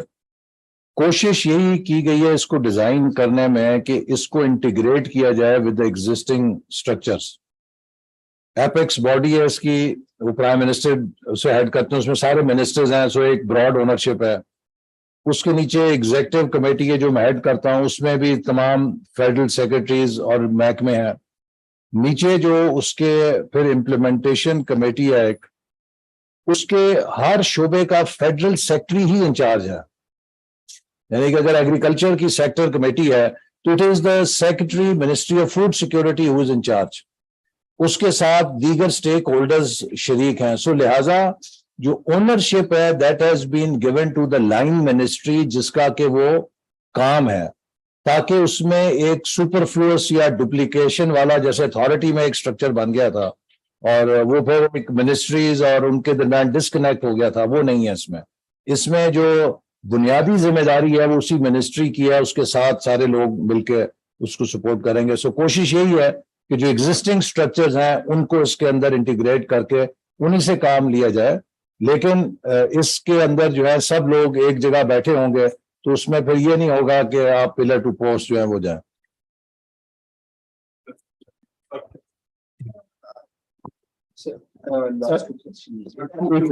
ایک تو یہ کس طرح جو کونسل بنائی ہے انویسٹمنٹ والے اور سی پیک کی کنٹینیوٹی کے لیے بھی we should have been more inclusive. اس میں اپوزیشن اور بزنس کمیونٹی کو بھی ڈال دیا جائے تو اٹ ول انشور گورنمنٹ کسی کی آئے کسی کی جائے یہ چلتا رہے گا. And other quick one is اس طرح DRI چائنا نے جو اس کا برانڈ نیم رکھا ہے وہ بیانڈ کسی اوریجن پہ رکھا ہے. اس طرح چائنا پاکستان کا جو نام ہے اکنامک کوریڈور کے اندر اس کی وجہ سے بہت سے لوگ خاص طور پہ ہمارے جو نیبرنگ کنٹریز وغیرہ ہیں دے فیل سم ٹائمس اپریہینشنس کیا بھی دو ملک مل کے کچھ کر رہے ہیں اور شاید ہم اس کا پارٹ نہیں ہیں اور بنیں گے بھی تو شاید سوتیلے ہوں گے. تو وی میں کنسیڈر کہ برانڈنگ اس کی اچھی کر لیں اور سیمیٹل کر لیں تو شاید ہمیں سارا فائدہ ہو سکتا ہے. صحیح واٹس یور ٹیک آن دس؟ دیکھیں وہ لوگ نام سے زیادہ سیانے ہوتے ہیں انہیں پتا ہوتا ہے کہ اندر میٹ کیا ہے اور اسی لیے جو جب یہ شروع ہوا تو اسلام آباد کے اندر کچھ ایسے مراکز تھے جہاں سے بہت اس کی اپوزیشن کی گئی اور یہ کبھی I hope to write a book کہ ہم نے اسی وقت یہ سوال کیا کہ how can we stop CPEC becoming a controversy like Kala Bagh dam. آپ کو پتا ہے کہ اس وقت آوازیں آنی شروع ہو گئی تھی کہ ہم سی پیک کو بھی کالا باغ ڈیم بنا دیں گے اور بے بنیاد جھوٹے نقشے بنا کے کوشش یہ تھی کہ اس کو ایک ایتھنک پرسپیکٹو میں بلوچستان اور KP صوبوں کو اس کے خلاف کھڑا کر دیا جائے اور یہ ایک ایتھنک ایشو بن جائے. اور آپ کو پتا ہے کہ چائنا پنجاب اکنامک کوریڈور کا نام دیا گیا اور حالانکہ پنجاب میں اس کی سب سے کم انویسٹمنٹ تھی, سندھ اور بلوچستان میں سب سے زیادہ تھی. تو ہم نے اس وقت فوری طور پہ ایک کاؤنٹر کمیونیکیشن اسٹریٹجی بنائی اور ہم نے ایک اپنا کمیونیکیشن سیل بنایا and I almost travel Peshawar to Karachi to Quetta pillar to post 16 گھنٹے کی KP اور بلوچستان اسمبلی کے نمائندوں کو بریفنگز دیں, میڈیا کو, پریس کلبس کو, ہر جگہ انفارمیشن پہنچائی تاکہ جھوٹ کا ہم رد جو ہے فیکٹ کے ساتھ کریں. نتیجہ یہ ہوا کہ دسمبر 2016 میں جو 6ٹھی JCC میٹنگ تھی اس میں میرے دائیں پرویز خٹک صاحب بیٹھے ہوئے تھے, بائیں جو ہیں وہ سندھ کے چیف منسٹر بیٹھے ہوئے تھے, اسی طرح Gilgit Baltistan, Kashmir, Punjab, Balochistan. So we presented Chinese government complete national unity اور اس سے وہ بڑے ان کو حوصلہ ملا. پرویز خٹک صاحب جو ہیں رات کو کنٹینر پہ ہمارے خلاف گالی گلوچ کیا کرتے تھے, صبح ہم دفتر میں ان کے ساتھ اسی عزت سے پیش آتے تھے جیسے شہباز شریف صاحب کے ساتھ پیش آتے تھے. دیکھیں جو گورننس ہے نا, گورننس میں آپ کو بہت دل بڑا کر کے کشادہ کر کے کام کرنا پڑتا ہے. پیپلز پارٹی ہماری ایڈورسری تھی, روز اسمبلی کے اندر اور پناما اور کیا کیا ہر جگہ وہ پیش تھے. لیکن جب سندھ کی گورننس تھی تو کراچی میں peace and law and order کے لیے we work like this with government of Sindh. یہ تھر جو ہے اگر ہم ان کے ساتھ نہ ملتے, فیڈرل گورنمنٹ ساورن گارنٹی نہ دیتی تو یہ ابھی دھکے ٹرانسمیشن لائن نہ ہوتی تو کچھ بھی نہیں ہو سکتا تھا. تو اس طرح we work like this with government of Sindh. سیاست اپنی جگہ لیکن جو نیشنل پروجیکٹس ہے, ادھر دھرنا تھا, خان صاحب دھرنے میں بیٹھے ہوئے تھے, پشاور میں دھماکہ ہوا, سب کو اکٹھا کیا پرائم منسٹر نواز شریف نے, عمران خان صاحب کو خصوصی طور پہ بلوایا کہ let's set military leadership. So governance اگر آپ انکلوسیو طریقے سے نہیں کریں گے تو کبھی پاکستان جیسا ڈائیورس ملک آپ چلا نہیں سکتے جس میں اتنا کچھ ویلز ود ان ویلز اتنے زیادہ ہیں یہاں پہ. تو بڑی آپ کو ایک فراست چاہیے, کھلا دل چاہیے. تو لہٰذا اگر آپ اس اوپن مائنڈ کے ساتھ اور انکلوسیو اپروچ سے چلیں تو تھنگس کین بی ڈن. جیسے میں نے بتایا کہ ہمیں لوگ کہتے تھے کہ جی یہ سی پیک ہونا نہیں آپ سے, آپ چین کے ساتھ چل ہی نہیں سکتے. 3 سالوں میں $25 ارب کی انویسٹمنٹ ہم نے مٹیریلائز کر دی, which is not an ordinary feat. اللہ کا شکر ہے کہ تو اب بھی ہو سکتا ہے اگر ہم صحیح طرح کریں. We'll take last 2 questions. One from that blue shirt. We'll take them together so that Minister can respond to them together. Is the Minister of Development, Economic and Development have a long-term strategy for retail connectivity by focusing on feedback and if the ministry planning to attract innovation, we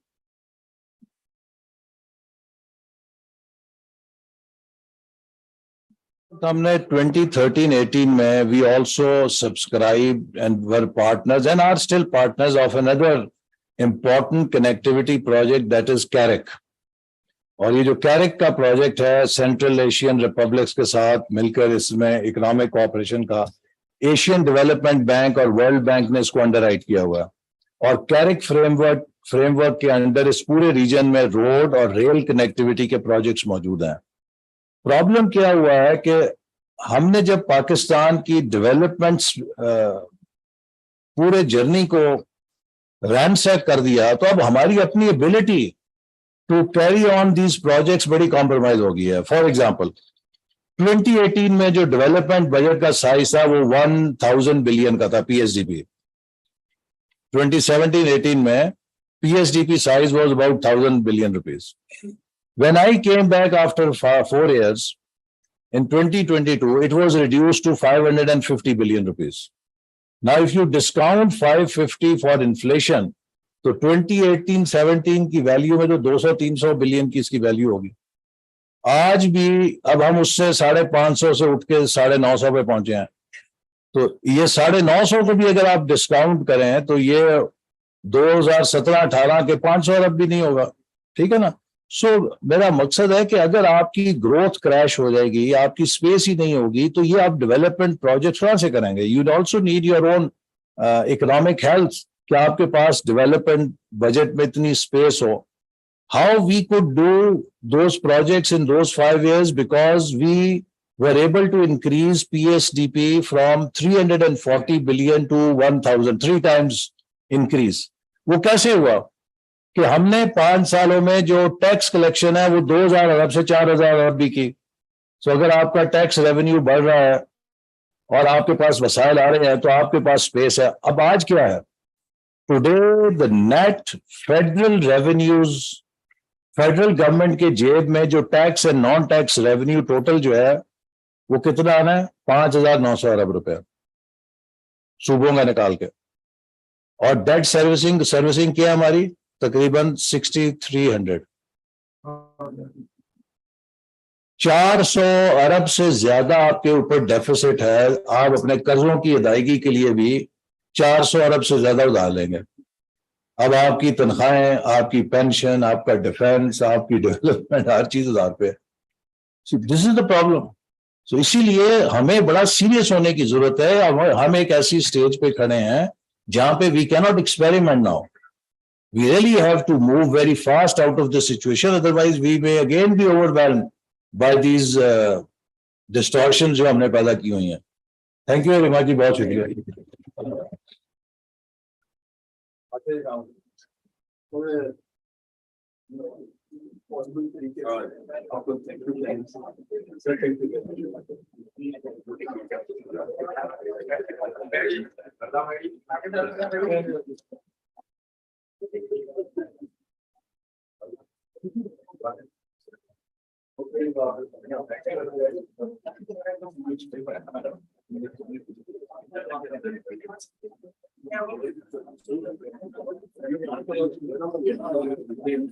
Request all the participants to please be seated.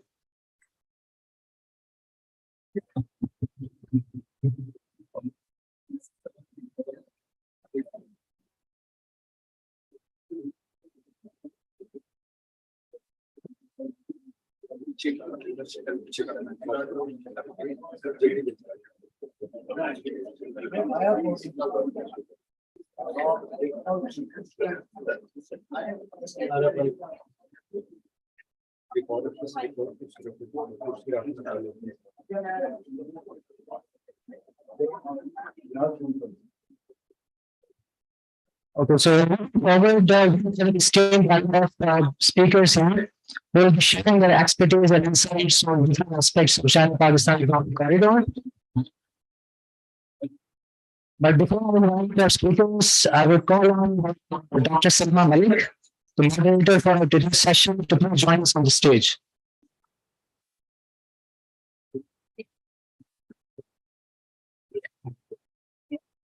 Dr. Salman Malik is an associate professor at the Department of Defense and Strategic Studies, Qazi University, Islamabad. She specializes in the area of conflict and security studies and South Asian affairs. Dr. Salma is an alumnus of the Uppsala University, Sweden, the Asia Pacific Center for Strategic Studies, Hawaii, and visiting research fellow at the Central National Labs in Mexico and the United States. Now I would call on our distinguished speakers to the stage. Our first speaker is Dr. Fazlur Rahman. So please join us on the stage. Dr. Fazlur Rahman is the founding director of Pakistan Institute of China Studies at the University of Sargodha. Previously, he has served at the Institute of Strategic Studies from 1996 to 2012, where he was also the first director of China's Study Center that was established in 2007. Our second speaker is Mr. Khalid Mansoor. He has served as a special assistant to the former Prime Minister Imran Khan on CPEC Affairs and Minister of State from August 2021 to 2022. Previously, he was the Chief Executive Officer of HAPCO since May 2013. Mr. Mansoor has over 40 years of experience in energy and petrochemical sectors in the area of mega-sized projects development, execution, management, and operations. Our third speaker is Mr. Suhail Malik. He is the technical team lead at the Climate Resourcing Coordination Center. He has also worked at the Green Climate Fund during its initial stage as the head portfolio management. Mr. Suhail has an extensive experience in leading intergovernmental, bilateral, multilateral, and public sector operations. One of our distinguished speakers, Mr. Roshi Shang, will be joining us online. He's the director of the Institute of South and Southeast Asian Oceanic Studies at the China Institute of Contemporary International Relations. His research areas include the political and security situation in India and Pakistan, with a special focus on the ethnic and religious problems in South Asia. So with this, I would now give the mic to our esteemed moderator, Dr. Salma Malik, to take the session forward. Over to you, ma'am.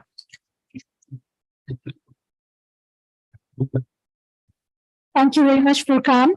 My gratitude to Furqan, to Jaberia for organizing this event. Special thanks to General Raza Muhammad Saab for his kind invitation, and to IPRI team for not only arranging such an excellent lineup of speakers, but touching upon such an important topic. If we go by the schedule, 12:30, I was supposed to be asking you people to ask the questions, and we were supposed to end with them. The seminar technically is over, ladies and gentlemen, so now we start the seminar. And thank you so much for patiently remaining with us. Without further ado, because I can say a lot, CPEC has a lot of potential for everything. Also for teachers like me who endlessly speak and they can get away with their speeches. But without further ado, because we have our great speakers here, I would appreciate if you all can take a maximum of 7 minutes. Rather, I would say 5 minutes, and say a bit on the topics that you have been allotted. Now, how we're going to go about is, if you do these 5 minutes, ideally, then we would have the space open for the audience, and dedicatedly, then you people can revisit your topics and the questions accordingly. So we have heard the Honorable Minister talk about CPEX being the landmark project, gateway to opportunities, to connectivity, to several other things, but the speakers that we have with us, the SAPM for CPEC, Professor Roshi Sheng, Suhail Malik Saab, who's been looking at the Climate Coordinating Council. There are several other things besides flashing CPEC as an area of opportunity, where we also see, and then of course I have my dear friend and kind of my boss one time, Dr. Fazil, who has done a lot of academic input into this very, very important subject. There are also some aspects that go hand in glove whenever we are seeking development and progress. And those are the environmental impacts. Those are the less talked about issues, such as fisherfolk concerns, how the indigenous population warms up to a response to development, and so many other things that have been mentioned by the Honorable Minister. and we have yet to talk about that. So please do keep those aspects in mind as well when you're addressing your problem. My first 5 minutes allocation is to Dr. Fazlur Rahman, who would be looking at CPEC after a decade progress and assessment. Thank you, Fazlur. You have your 5 minutes. Thank you, Dr. Salman. I would like to thank you for having me invited over to share my thoughts. I think that as far as the progress is concerned, the Honorable Minister has already said a lot about the progress. Although the two issues he couldn't have highlighted, maybe because of the paucity of time, were the environmental impact of CPEC projects, and the other was the security situation and the security issues, which is a matter of concern for the Chinese side. General Raza at the outset has tried to set the stage by raising three very pertinent questions. One was about trickle-down effect and the KPJB situation in terms of their reservations or their concerns about CPEC. And the third was special economic zones, relocation of Chinese industries. So I will just, very briefly talk about 2-3 points. One is that we need not to really distort history, sort of why China has progressed tremendously, that they have a great and deep sense of history. They remember what has happened and then they learn lessons from their history. So we here tend to forget about history, try to, with every change of weather, we try to twist the history according to our own agendas and desires. I think that is injustice and that is not fair. I think we should take the ownership of CPEC from 2000 onwards, since we started developing the Gwadar port, and then we should not forget the efforts made from 2006 onwards, 2010, when for the first time the Chinese government has asked us to, send them working paper on CPEC. What is it that we would like them to do in terms of creating a corridor? So after that, when they came up with their own idea of creating BIS, then CPEC was sort of co-opted into that larger perspective. But last week, about 10 days back, we have had a Pakistan-China Friendship Week at the University of Sargodha, and Mr. George Sharon, the Consul General of China, was invited as chief guest. And one highlight of his speech was that Pakistan should take ownership of CPEC.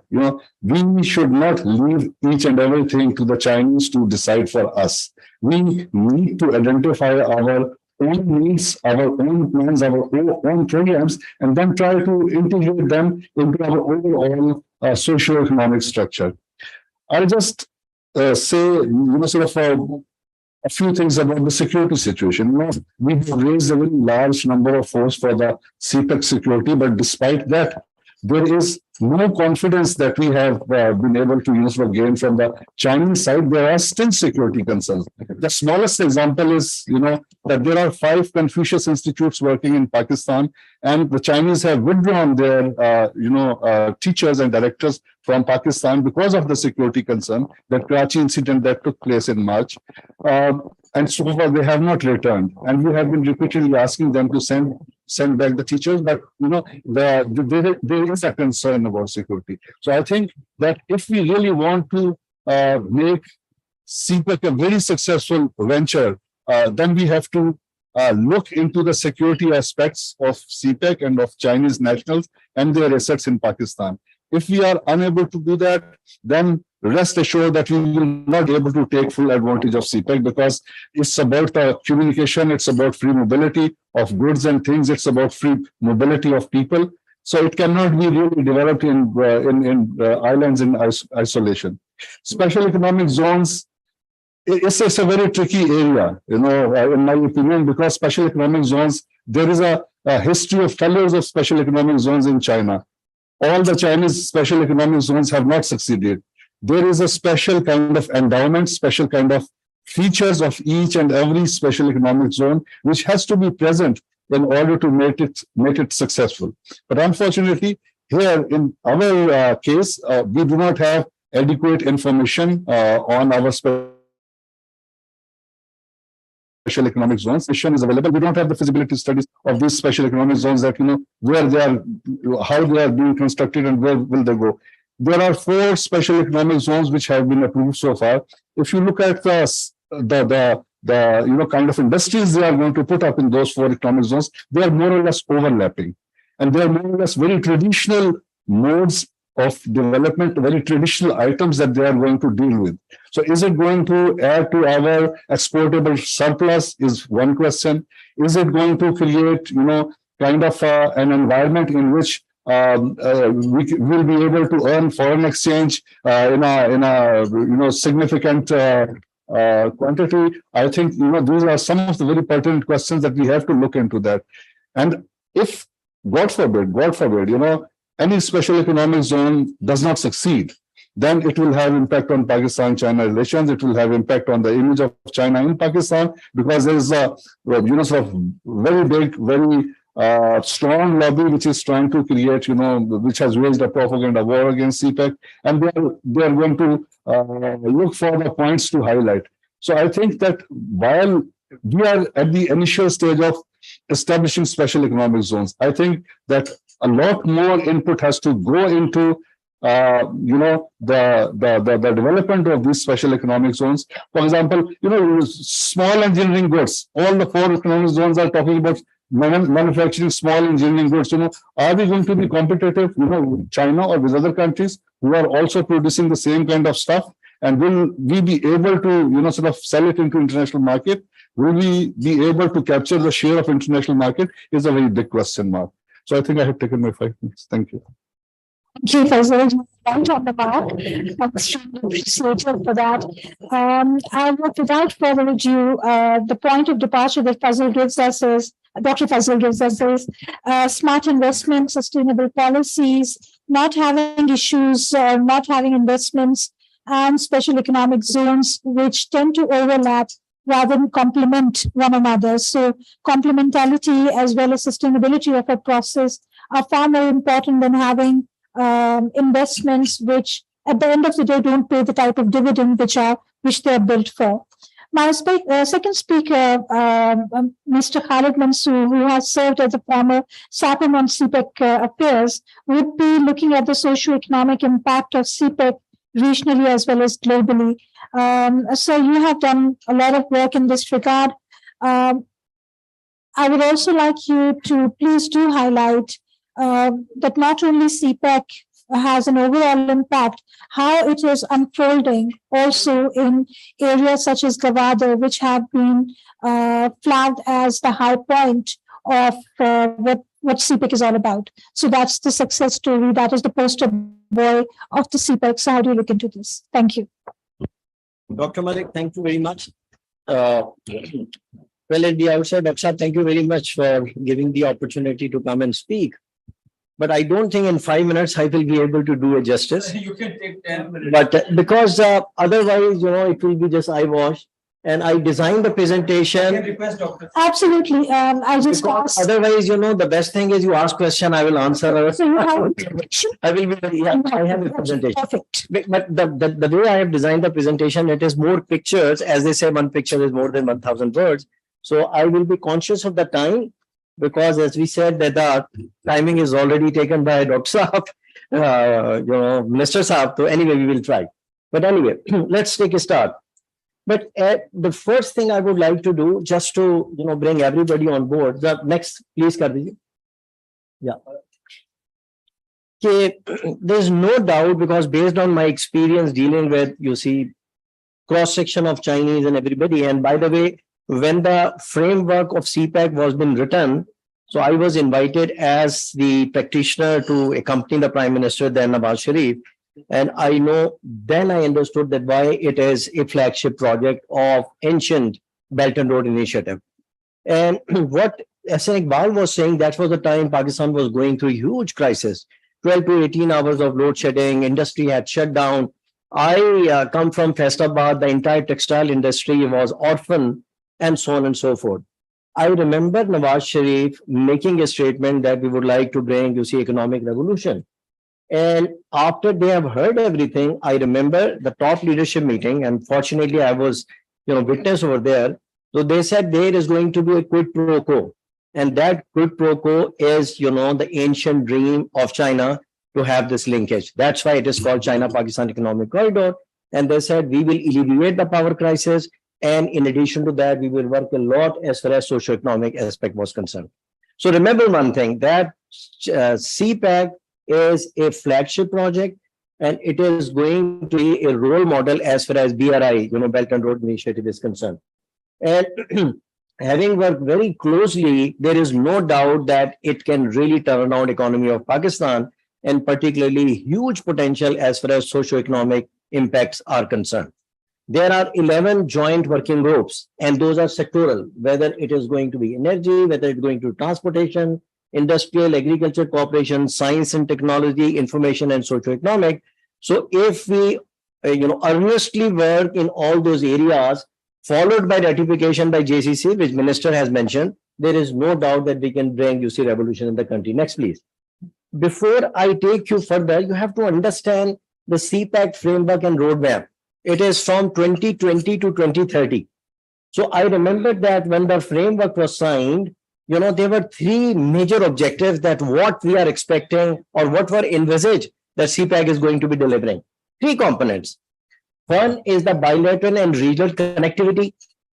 Why it is important? From China, it's a lifeline. China is a trade. Basically, their economy is based on trade. And most of their trade has been taking place from the eastern part of China. There are huge challenges. And I can, speak for 10 minutes what those challenges are all about. And that's the reason they wanted to shift their trade from, northern western part of Xinjiang province. And from there through the corridor all the way to Gwadar. Because China, in my experience, they think 30, 40 years ahead. And that is where, this is the, Silk Route or ancient route for which, they were very, very, committed to do that. So first one was Pakistan centric, that, it has to be the period of market cultivation or early harvest project. We sat down with them about a week and we said that the major focus was on the energy projects, and they committed, and it is going to be a total sum of everything. They will do the financing, they will do the, technical and technological support. And most importantly, I had the, opportunity to be the first CEO of Sindh Anglo Coal Mining Company. This is the, public-private partnership. And trust me, when I was developing that project, it was developed with the help of World Bank doctor. And when Obama came, they said no more coal project, and we ended up in China. So had China not really supported, we would not have really, exploited the huge reserve, 9,000 square kilometer and 175 billion tons of coal. So that is what you see. There were major bottlenecks. And in 2020, that was the landmark. And all those initial hurdles have already been alleviated. Then it is the second phase, which is characterized as period of expansion and development. And that's the job I was given when I took over the CPEC authority. It is the industrialization. Because until and unless we do the major industrialization, we cannot really, improve our economic situation. And for that, I can only mention to you that in February, March, when we visited China, trust me, they were fully committed to do the major industrialization in variety of sectors, agriculture, relocation of their manpower intensive industry. There was a package of 40 billion plus, dollar investment commitment, which was obtained from them. And my advice would be that, please harvest all those commitments, because those commitments were given by Fortune 500 Chinese company. And this phase is going to be completed by 2025. And the last one is 2030. And it is the period of maturity where the mechanism for sustainable economic growth will be developed and put in place, and CPEC to play a major leadership role. So you have to keep the CPEC framework and the roadmap in perspective, because it is still, have to really happen as far as the major fruits are concerned. Next, please. I will now go very, very quickly because there are pictures. You see the major, the development work it is in the infrastructure, 1,800 kilometers of highways and road networks and, mass transit that has been completed. And in addition to that, 9 special economic zones, but during my time, the focus was only on 4 of them. And by the way, the fourth one, which is very important, because from the investors, they wanted to have special economic zone, which is very close to the coast. That's why Dhabeji was very, very favorite to them. and they wanted to really relocate their manpower intensive industry so that they can manufacture and export to rest of the world, right? But unfortunately, there was total lull. And despite of all the effort, only 2 days ago, it has been inaugurated. So I hope, some work could be done. So if you look at the pictures, you see in Gwadar, I will have a special, slide, which will show, as you rightly mentioned. This is the East Bay Expressway, 19 kilometer of highway, outstanding highway, world class, from Gwadar Port to National Highway. And this was completed all by Chinese, and that was one of the major projects as far as Gwadar was concerned. And it is going to be helping for the trade, so that containers come to Gwadar, and through this network they go to all the way to the landlocked countries. If you see the right picture, that is the modification which, I went somewhere else. Okay, Gwadar Port is basically up and running. More could have been done, but hardly that the trade had started. And the third picture which I have shown, it was adjudged as one of the world best project as far as infrastructure was concerned. Karakoram Highway, Havelian Thakur, because it has got lots of bridges and lots of tunnels, etc., etc. And this is one of the best project adjudged by international community. Next, please. Energy was the area I was heading. As I said, that I headed HUBCO, which was which is still the biggest IPP of Pakistan. And when I was heading CPEC, I was inducted into CPEC framework kind of stuff. And that is where we were encouraged that by the time we have the Thar, which is the indigenous fuel, which we have to really exploit. उस वक्त हमें कहा गया था कि पहले ऐसे projects कर लें कि जिसकी वजह से फर्नेस ऑयल के मुकाबले में cost of power generation should be less. That's why 3 projects were approved, and one of them was by HUBCO, second one was in Sahiwal, and third one is the Port Qasim. And these are the 3 pictures, and also along with that there are hydel projects, and you could see pictures. But the main thing is that the commitment or the way the work was started, it is 13,000 megawatt, and out of that 8,000 megawatt has already been completed. In addition to that, if we talk about Thar, for 7 decades we have been really sleeping on Thar, because there was no conviction and there was no confidence that we will be able to have this open cast mining. Because just to let you know that the coal is 196 meters below, and you have to take huge, millions of tons of overburden to start accessing the coal. And that's why you remember that Sawar Mubarakman used to say that you should have in situ gasification, which is not industrially proven. But as we speak now, almost 15 million tons per annum of mine is up and running. And 2,600 megawatt is generating electricity, but sky is the limit. Because if I talk about only one block where, I was the CEO, you can have 5,000 megawatt, and you can have, mine capacity up to 30 million ton per annum. And being, part of the CPEC, because as I said that, financing was not available. So then the next step is that it is not only the lignite which could be used for power generation. You can use that lignite for coal gasification. And once you have the coal gasification, you can have the entire petrochemical product. And that is what country needs, because you can, then, stop importing the $25 billion of import, which we do every year. So, on the lighter side, I remember that when we were developing Thar, so I have a poet friend. So there was a lot of, talk that how, Thar is going to be developed. उसने मुझे telephone किया, उसने कहा जी मुझे बताया कि कोई 200 metre आप लोग नीचे जाएंगे, and so on and so forth. So I explained in a very simple terminology.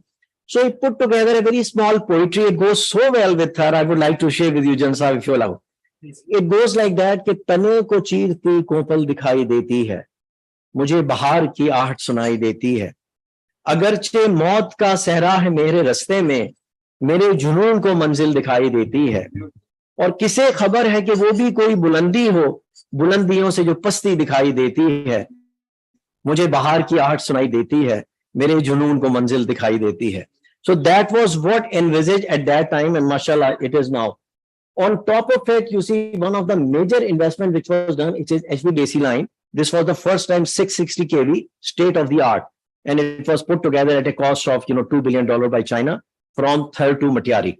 So if the transmission line would not have been there, so we would not be able to evacuate 2,600 megawatt of electricity, which is being produced over there. Next, please. Trade facilitation, I will go very quickly. There is no doubt that with the trade facilitation, and if, we go through Gwadar, so that is jewel in the crown, as you rightly mentioned. There is going to be connectivity from Pakistan to Middle East to Europe and all the way to, to Africa, etc. Why China is interested? Because if China starts their trade through this route, there is going to be a reduction of the lead time or the shipment time. It is going to be almost 1/3. And as far as cost is concerned, it's going to be the 50%. That's why China will continue to, invest over there. And based on the discussion we have had last year, China is extremely interested to relocate their manpower intensive industry to Gwadar. And from there, they will manufacture and they should then be able to export. And that is what Pakistan needs. What we need to really, re-rail our economy, we need to have import substitution, we need to have export orientation, and through that, we need to create lots of job opportunities. And if you see the three pictures, you will see the Gwadar port on the left-hand side. It is so natural port. I have seen many ports in the world. The way the construction of mountains are there, it is called hammerhead. And because of hammerhead, you see in the initial phases, you would not be required to invest millions of dollars to have breakwater. And, the natural draft is going to be up to 16 meters. Dredging has to be done. It's a normal phenomena. But, with this port in place, it is going to be better than all the Middle East ports, all the free zones over there. That's why there's a reluctance from the Middle East countries as well, because they lay from Jabal Ali and also from Salalah, also from Dubai, lots of transit transport will start to take place from here. And you could see the phase 1 and phase 2. Just to mention that you were asking about Gwadar, phase 1 was only 60, acres. But depending on the interest of the people, because as I said that, billions of dollars of their refineries and, their other, processing and manufacturing industry, which China wanted to relocate, 2,300 acres were allocated in the phase 2. So when I was leaving, there were 46 investors who have already registered and 14 companies already started to work over there. Next, please. Now, this is something which is very close to my heart. You remember that minister mentioned that when I took over, you see, the work has virtually stopped. There were dharnas taking place through Jamaat-e-Islami, and people over there really, not supporting any construction work. And the reason was that there was nothing which was done as far as socio-economic thing was concerned. I developed her, but we did not get into execution until we have, entire social action program. And I'll show you a slide that what we have done in that. That's why you have never heard that there is going to be dharna hai ya wahan par kuch is kisam ki problems hai. So there were two problems, basically they were saying they did not have electricity because the electricity was only coming from Iran. And whenever they have demand, they will, shut down the electricity. There were 12 to 18 hours of load shedding. And people would not be able to even charge their mobile telephones. So we went to Chinese ambassador and we said, you have to create value. You have to create ownership of the people. And the shortest way you could do that, you please give us, solar panel. And I use my personal contacts and 2-3 solar companies. They were convinced that as part of the CSR program, they will do it on pro bono. But one thing which I would like to highlight that this was not done in isolation. There was a complete governance. Pakistan Army ensured that everything will be done in a very secure manner. There was social, the local government was there, and that CPEC authority was also, looking after the governance and the progress monitoring. And end of the day, we have 3,150 units of solar panel which are up and running. And I tell you, that has really created so much acceptance from the local people over there. The other thing was that from Iran, there was only 70, megawatt, but now it is 125 megawatt.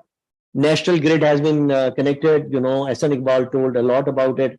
And I asked the question that this is one of the major projects, because if we are envisaging there's going to be a lot of industry in almost 2,400 acres, then from where they're going to be getting the electricity? Because this, grid connectivity is only 220 kV. It's not going to be huge, and grid is anyway shortage of that. So they have to make sure that this coal project, which is already approved, otherwise China has stopped funding coal-based power projects, offshore. So I think the government has to put focus on that one. Water supply has been done, seawater reverse osmosis, project 1.2 million, 5 million. But you remember that minister mentioned that there are two in Gwadar, there are two dams, Shadiko Dam and Swat Dam. But problem was, when we had the deep dive, that from those dams, the water was coming all the way up to the, the battery limit of Gwadar. But their internal distribution system was so bottlenecked that when they would start the pump, the water would not go, and people have installed the suction pumps. So all was needed to really start debottlenecking those. And next slide, and as a result of that, you could see that picture. But now through those dams, because they have been rains over there, the dams are full. Now people have started to get water. So these were very, small examples that where there is will, there is way, that if you really focus in alleviating the problem of the people, you can really, do that. Next, please.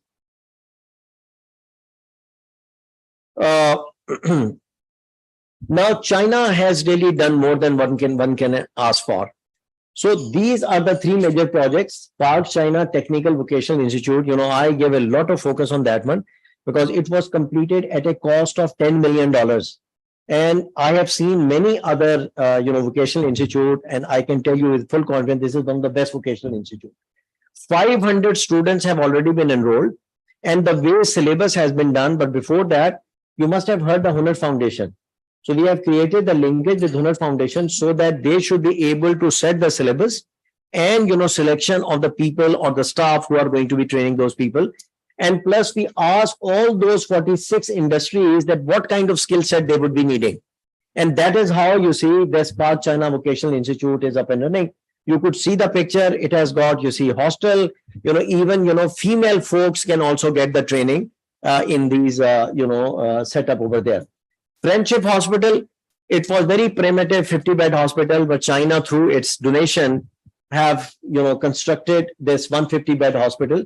And again, its connection was done with Indus Hospital in Karachi, because there are 2-3 hospitals. There were, ghost hospitals, but until and unless you have your proper doctors and, paramilitary, paramedics, etc. Indus Hospital is going to be providing that. And the last major is $240 million. This is the Gwadar International Airport. And once it will be constructed, it is going to be the biggest airport of Pakistan. At the moment, it is a nightmare to travel to Gwadar. There are only two flights in a week, and very, very, uncertain also. And the investors, they are not really very happy about this, logistic situation. Next, please. Yeah, Doctor, this is the picture I wanted to show. This is only one block, which is the block 2. Where public-private partnerships in Anglo Coal Mining Company started to work.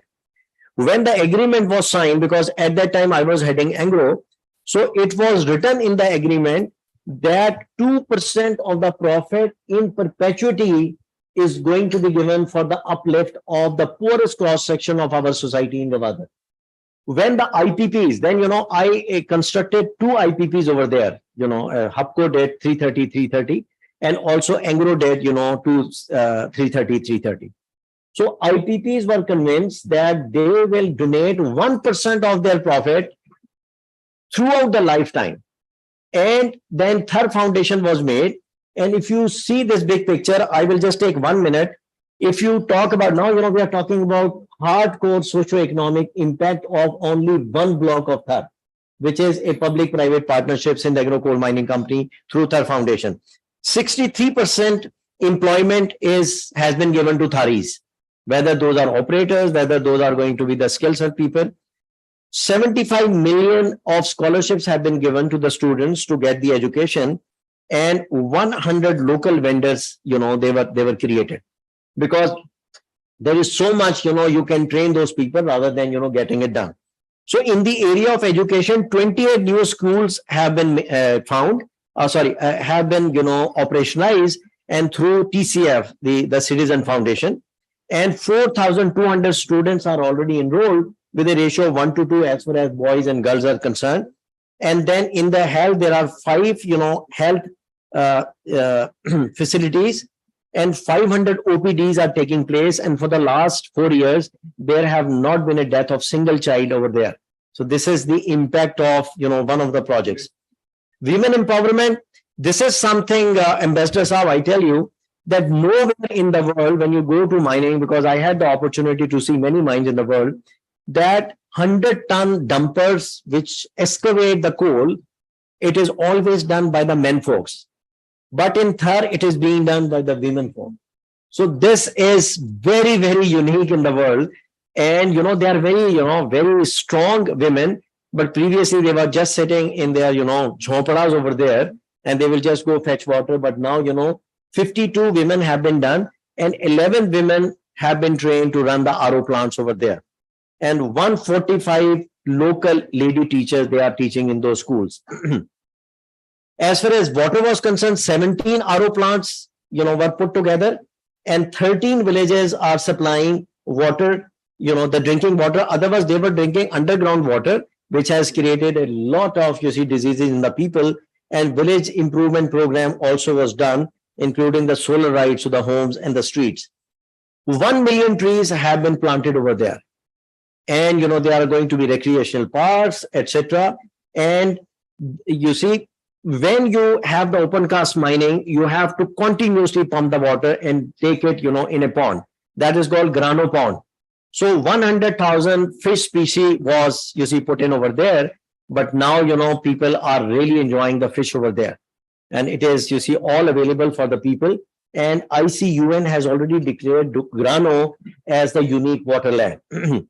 And 16 species of crops, they have been started to cultivate through, the saline water. So this is what I'm saying, that, with one project, you could do so much as far as socioeconomic thing is concerned.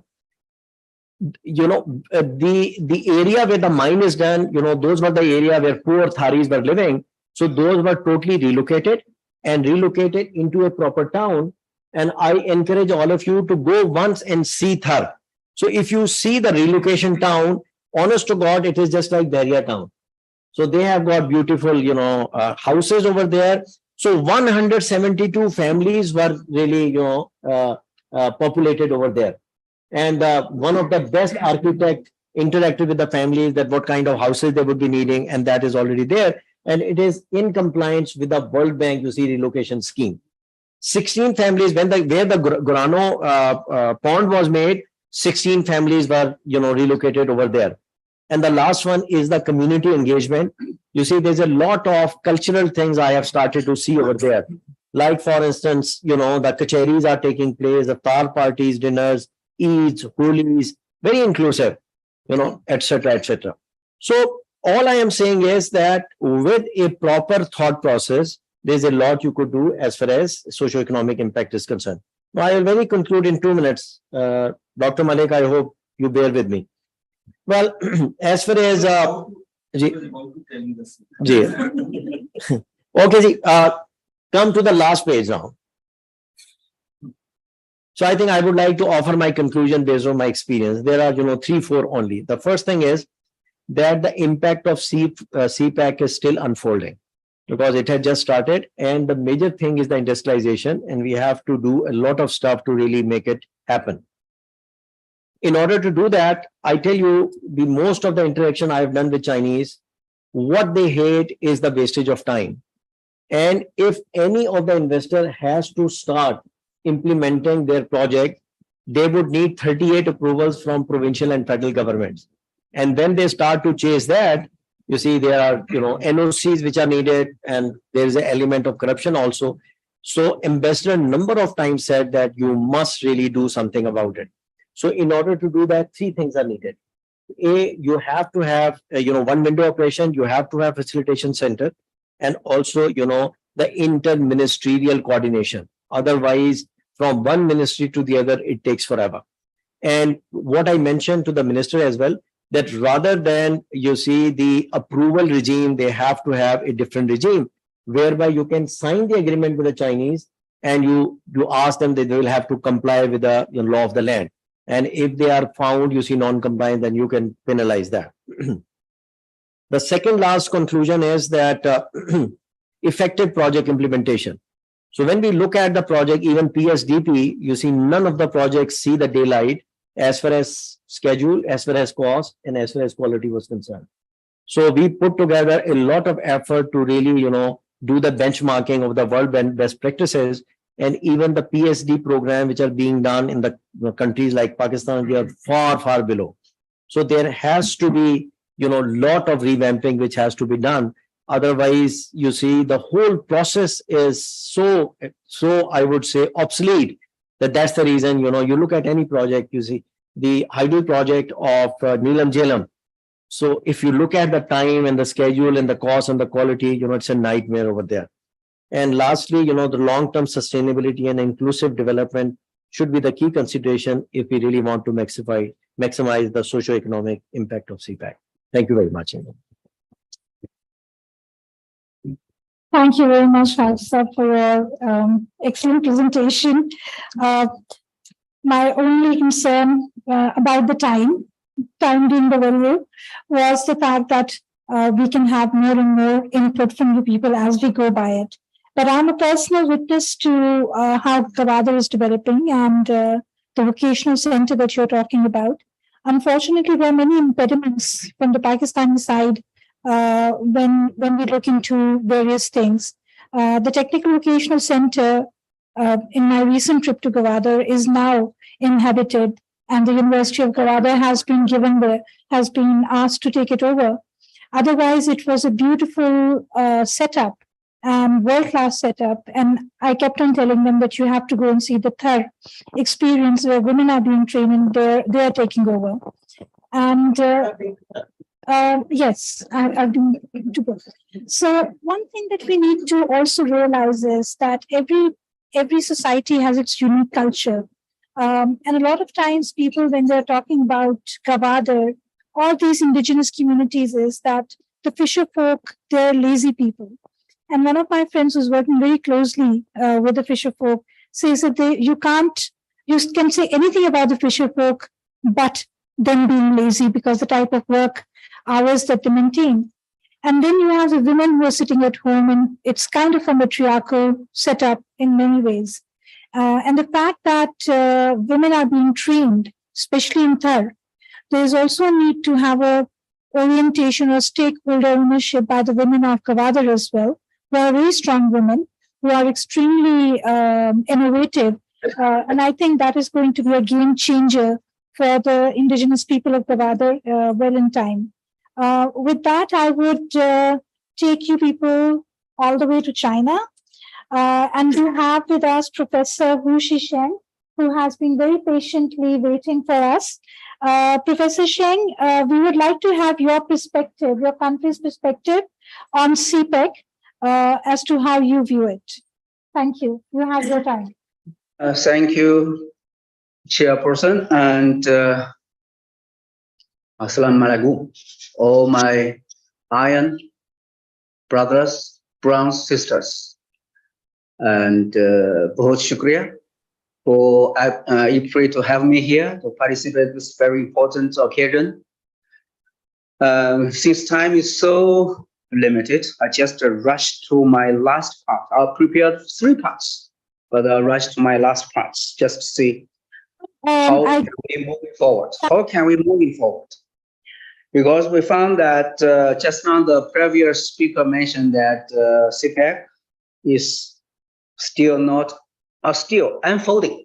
That is to say, still is yet to be a game changer, which much expected by us. That is to say, that demographic dividend, the unique geographical location, and also the unique geostrategic value have not been tapped. So then, how can we move forward? The first suggestions or proposed from this side is that formulate provincial based policies. Those provinces with good conditions move fast, go first. Those with good conditions just need to establish more exemplary pilots to encourage the others to follow up, to follow suit. Those with good conditions help those with poor conditions to speed up their development.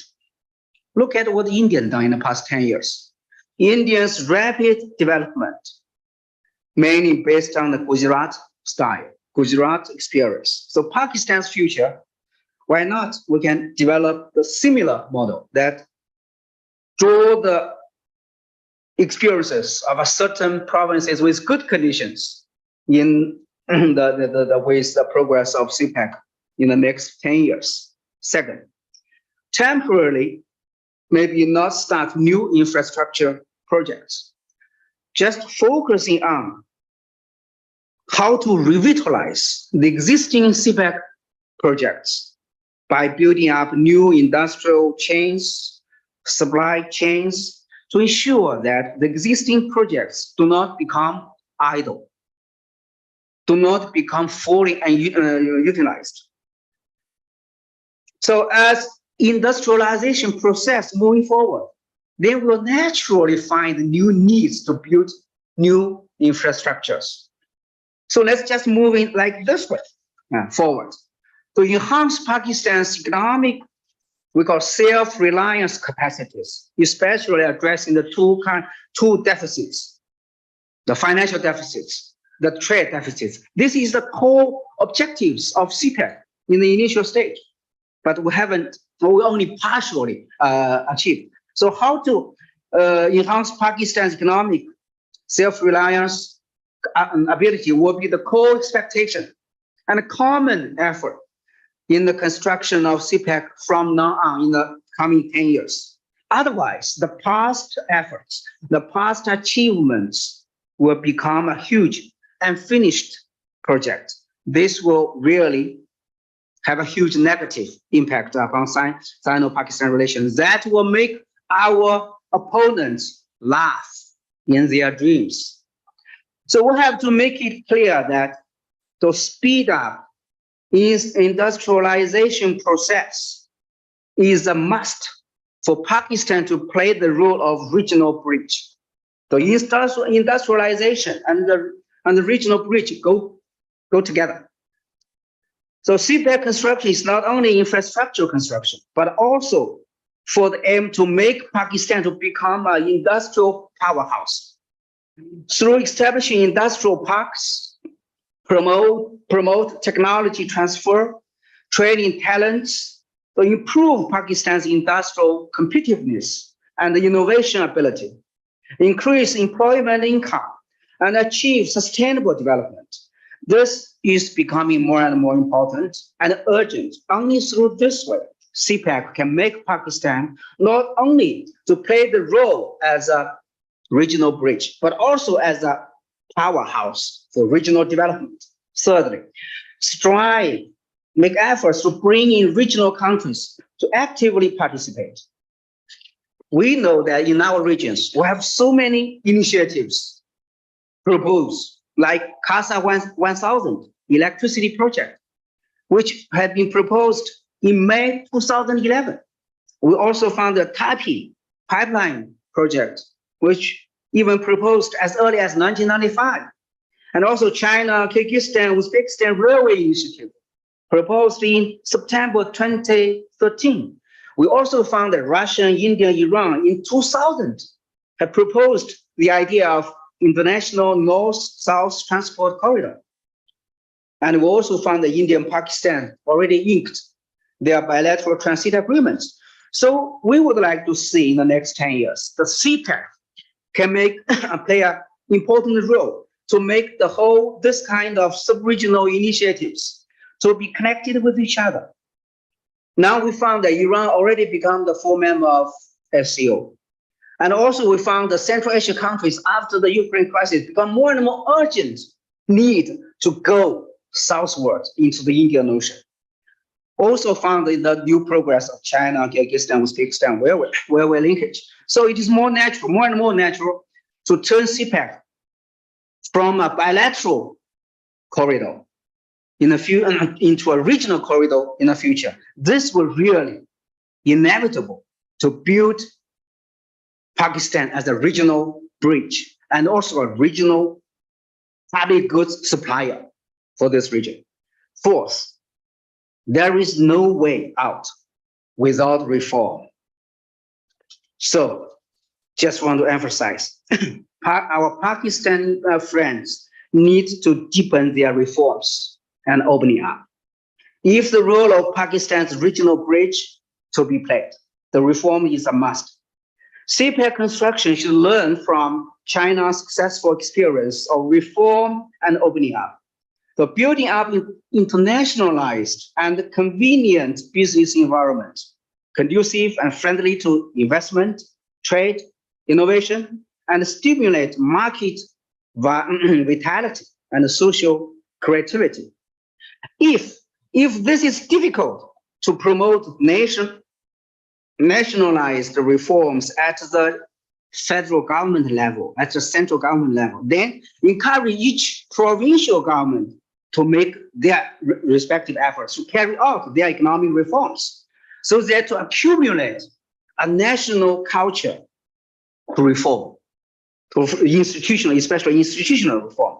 If this is still very difficult to achieve, then just focusing on building up special economic zones, like what China done in the initial reform stage. So the biggest the possibility is that promote the construction of Gwadar Port Economic Zone, just mentioned by Dr. Iqbal. Introduce a series of very bold, preferential policies to make Gwadar Port become a show window for Pakistan's gut, for Pakistan's courage in reform and in opening up. So, last one, of course, security cooperation, anti-terrorism cooperation. I do not want to elaborate. Last three sentences. The first sentence is that keywords for next 10 years for CPEC. The keywords are industrialization, reform, confidence, resolve, continuity, and unity. The last, second last sentence. Zindabad. Zindabad hai, Jim Pakistan dosti. The last sentence. Zurat hai ki. Zurat hai ki. Hai ki what? Zurat hai ki. Safal hoga CPEC. Kamyab hoga CPEC. I stop here. Thank you. Shishir, thank you so much, Professor Yu. That was such an excellent 5 minutes. You have put the entire spirit and volume of what is needed, where we are heading, and how we should head. I'm so grateful for your excellent remarks. And I would request you to stay put. And inshallah, hoga or zarur kamyab hoga. With that, I would now request Mr. Suhail Malik for his evaluation of the impact of CPEC on sustainable development and environmental considerations. Thank you very much. I think I will just say a few words because a lot has been said and I don't want to take time. I had a lot of things to share regarding environment and sustainable development.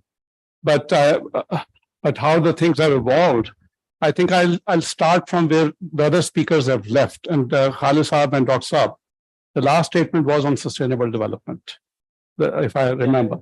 And Dr. Hu also, he's talking about reforms.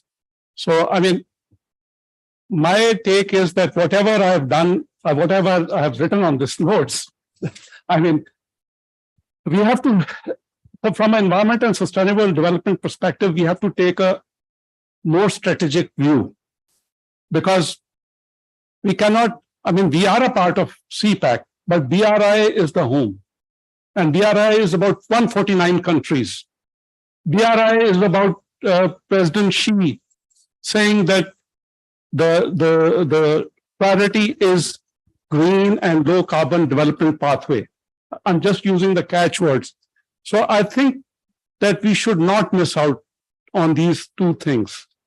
Whatever Mr. Saab said earlier, I would just add a word green. Whatever others were saying, I would add a word green. Because without green growth, without green development, I'm sorry, we are losing the train. We may be accelerating the things, but we are then accelerating any growth would be associated with emissions. That goes without saying, that emissions will come with them. But does that mean that we should not grow? Coal, if it is there, we have to use the coal. But our responsibility is that we use the coal and then offset it. And offset it through the opportunity of BRI. BRI offers so many platforms. Earlier I've said that it has been elaborated. I mean, if Mr. Saab was talking about transfer technology, I think that's the way to go.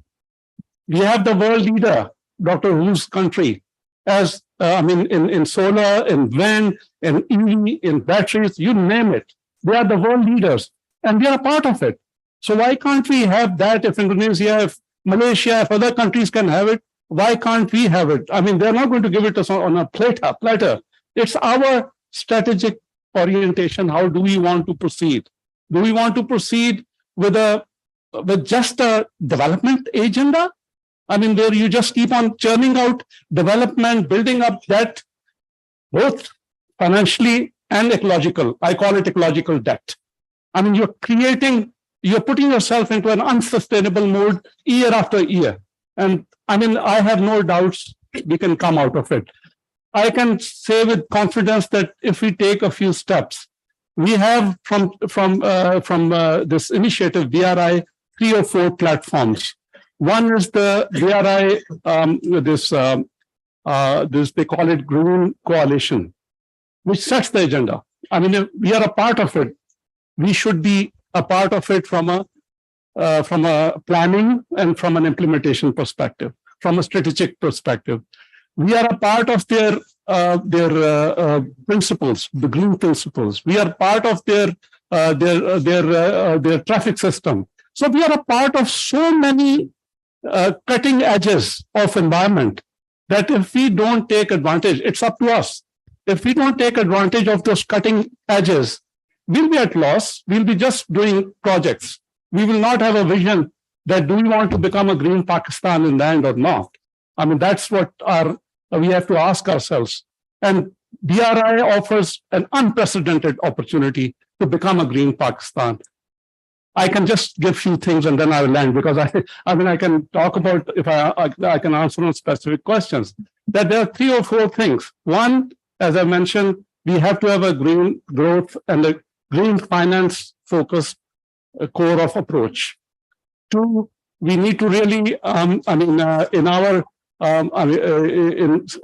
was mentioned by Dr. Saab on special economic these zones.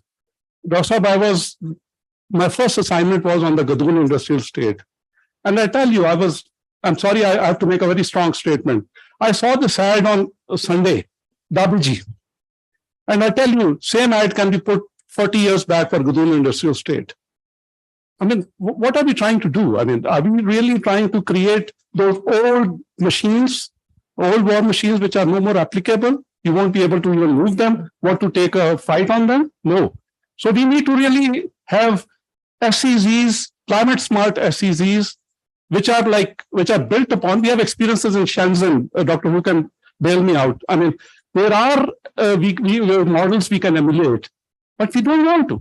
I think we still are in that frame of mind that we just get out of this action part and deliver.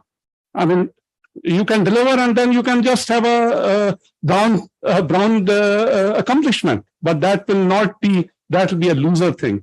Then the third thing is that you need to really, the financing institutions need to get accredited to Green Climate Fund. I work for Green Climate Fund. if you want to follow the green agenda, you need to get in there. You need to get your financial institutions in there so that your financing is all green finance. So, I mean, that is another thing. A lot has been talked about cooperation because we have a big disconnect between due to 18th Amendment. I mean, that is a non-workable solution. We have policy at the head and implementation at the legs, and nobody talks to each other. So that's not going to work at all.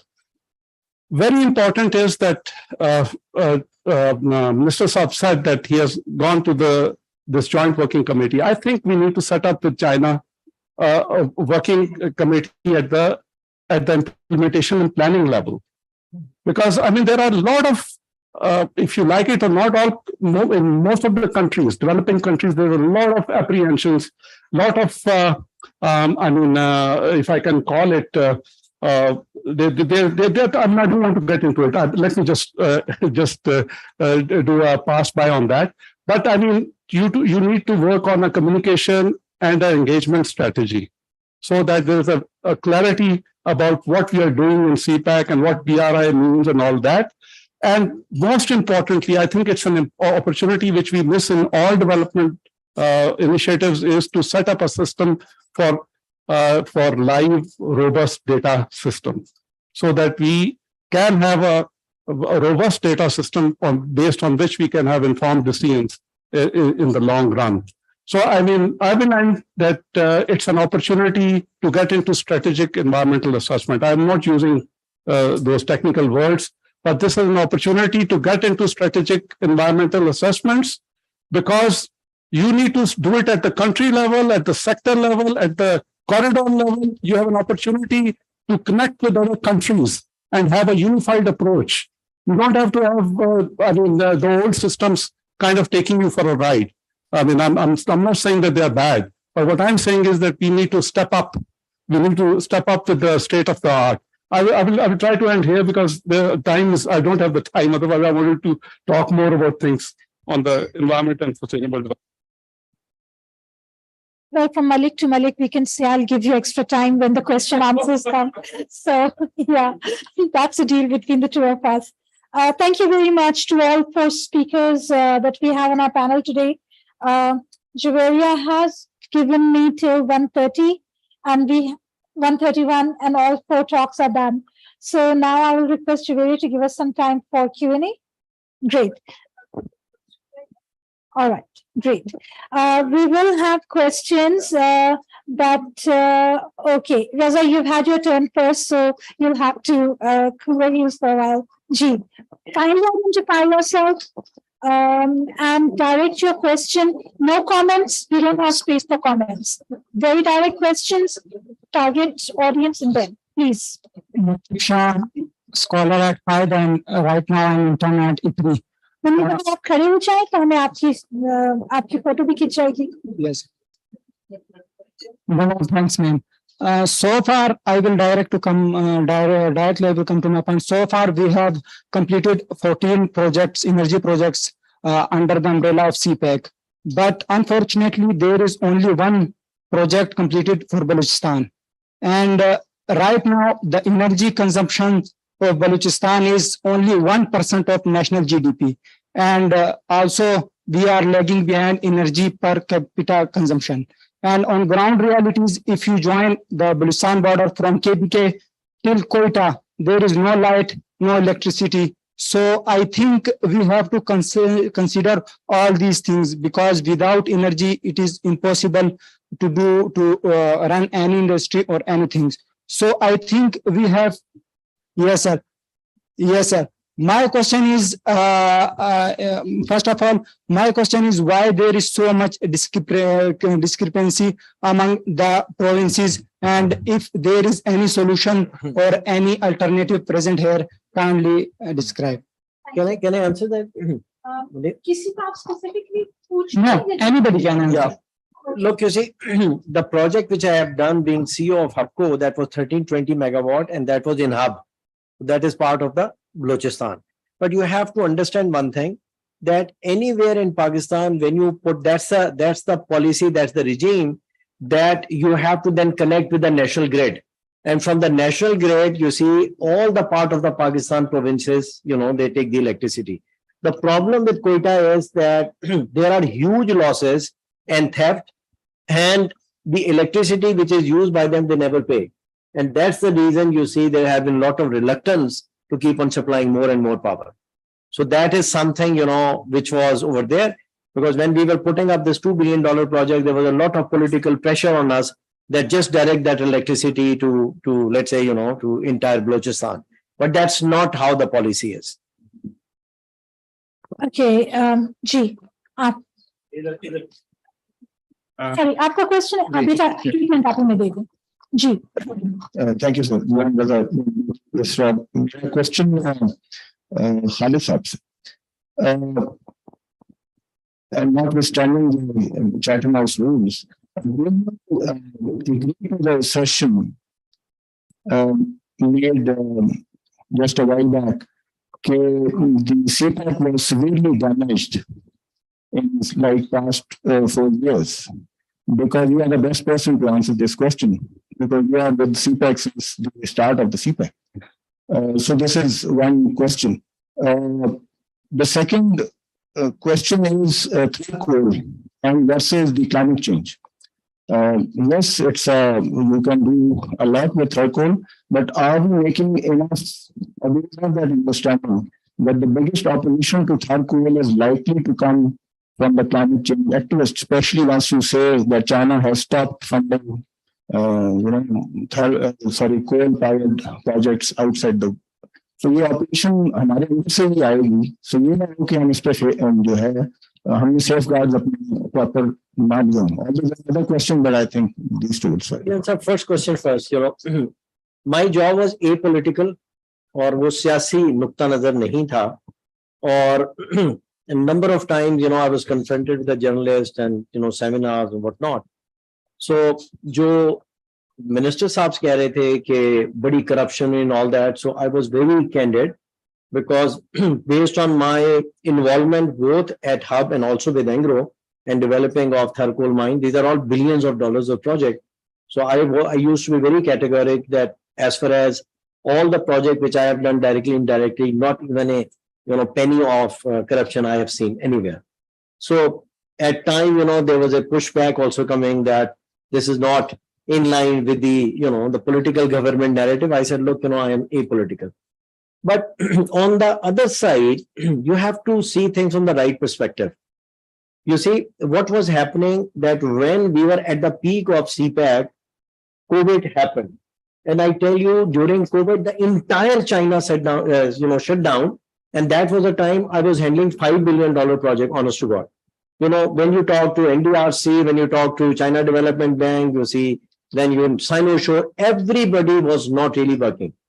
And the other day, the spokesperson of Chinese embassy was asked the question whether in the last 5 years the CPAC was stopped. He said, no, the progress which was made, and I have given you so much example that how many projects got completed, the transmission line, which is almost $2 billion, so on and so forth. So you have to see things from the right perspective, that despite of to see COVID and stoppage, what continued. Could it be, much more expeditious? Yes, because of our internal problem. But those were not with the previous regime. Those were sitting there forever. As I said, that each investor will need to take 38 approvals, so on and so forth. एक तो ये चीज हो गई. दूसरा ये देखें जी कि अगर जहां तक थर का था, because when we were doing the feasibility study, Pakistan is the poorest country, and unfortunately 38% of power generation using the most expensive choice of fuel, which is furnace oil. It doesn't make sense. जिस वक्त ये कोल के projects लगाए गए, चाहे वो imported कोल के हैं, जो हब में मेन लगा है 1320 मेगावाट का, there are state of the art technology, super critical, और उसके अंदर tens of millions of dollars of intervention have been done to ensure that all the emissions and the effluents are going to be World Bank and the European standards. और पाकिस्तान के जो है national environmental quality standard, they are way below. तो ये जितने भी project चल रहे हैं, अगर आप चाइना का जो 2 इन्वेस्टमेंट्स हैं, आप साहिवाल में देखें या पोर्ट कासिम में देखें, honest to God, you will not find even single, particle of coal. The plant is just like, drawing, they are so good over there.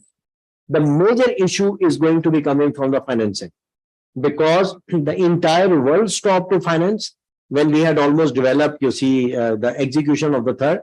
So it was only China which gave us, you see, the billions of dollars. But now China has also said that offshore coal-based project, they will not be financing. So that's going to be the biggest hurdle as we go along. But concluding remark ये है कि जो कोल के project चले हैं वो environmentally friendly हैं और उनके अंदर millions of dollars of investment हुई है to make sure कि उनके जो emissions और effluents है they are compliant with the world standards. Professor Shushing, I would like to have your view on China and its tackling with the climate change, especially with projects such as what has just been asked by General Reza, offshore projects such as the third coal. How would China respond to these issues in the coming future? I found that there is one coal project in Guadalajara port area, which we promised to help to build it before the Chinese president make this promise in the international arena. So that is to say, there is still some possibility if Pakistan side really want to build another one. But the problem now is that the already built one, I was told that cannot operate in a full capacity because of various reasons. So my suggestion is that keep that project still open. Do not just end it, close it, because there is some possibility for the future requirements. And second is make full use of the already established coal energy projects to make it a full use. But it needs institutional reform, of course. Thank you. Right. Okay, so shall we group the questions? Beta, आप पहले पूछ लें sir, फिर उसके बाद आपका है. Welcome everyone. Samad from ISRA attending you. So my question is mainly directed at Dr. Fazal, but also anyone else could chime in if they have a better understanding of the. Yes. Okay. No. So what I've been understanding from the discussion is that the special economic zones are very hard to develop, and if they are developed, there's an issue where they are lacking in technology and lacking in infrastructure development other than the rest of the world. So what is Pakistan doing, and what can it expect from China in the space of high technology development, such as semiconductors, aerospace industry, and that? Could that be incorporated into CPEC, or should that be another whole project? As far as I understand, the Chinese are very willing. So what is the Pakistan side, or can we do this? Thank you. Thank you so much. So,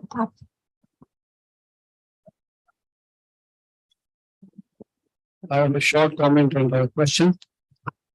Security being the deep concern of the Chinese, as it is the key enabler of the success of CPEC project.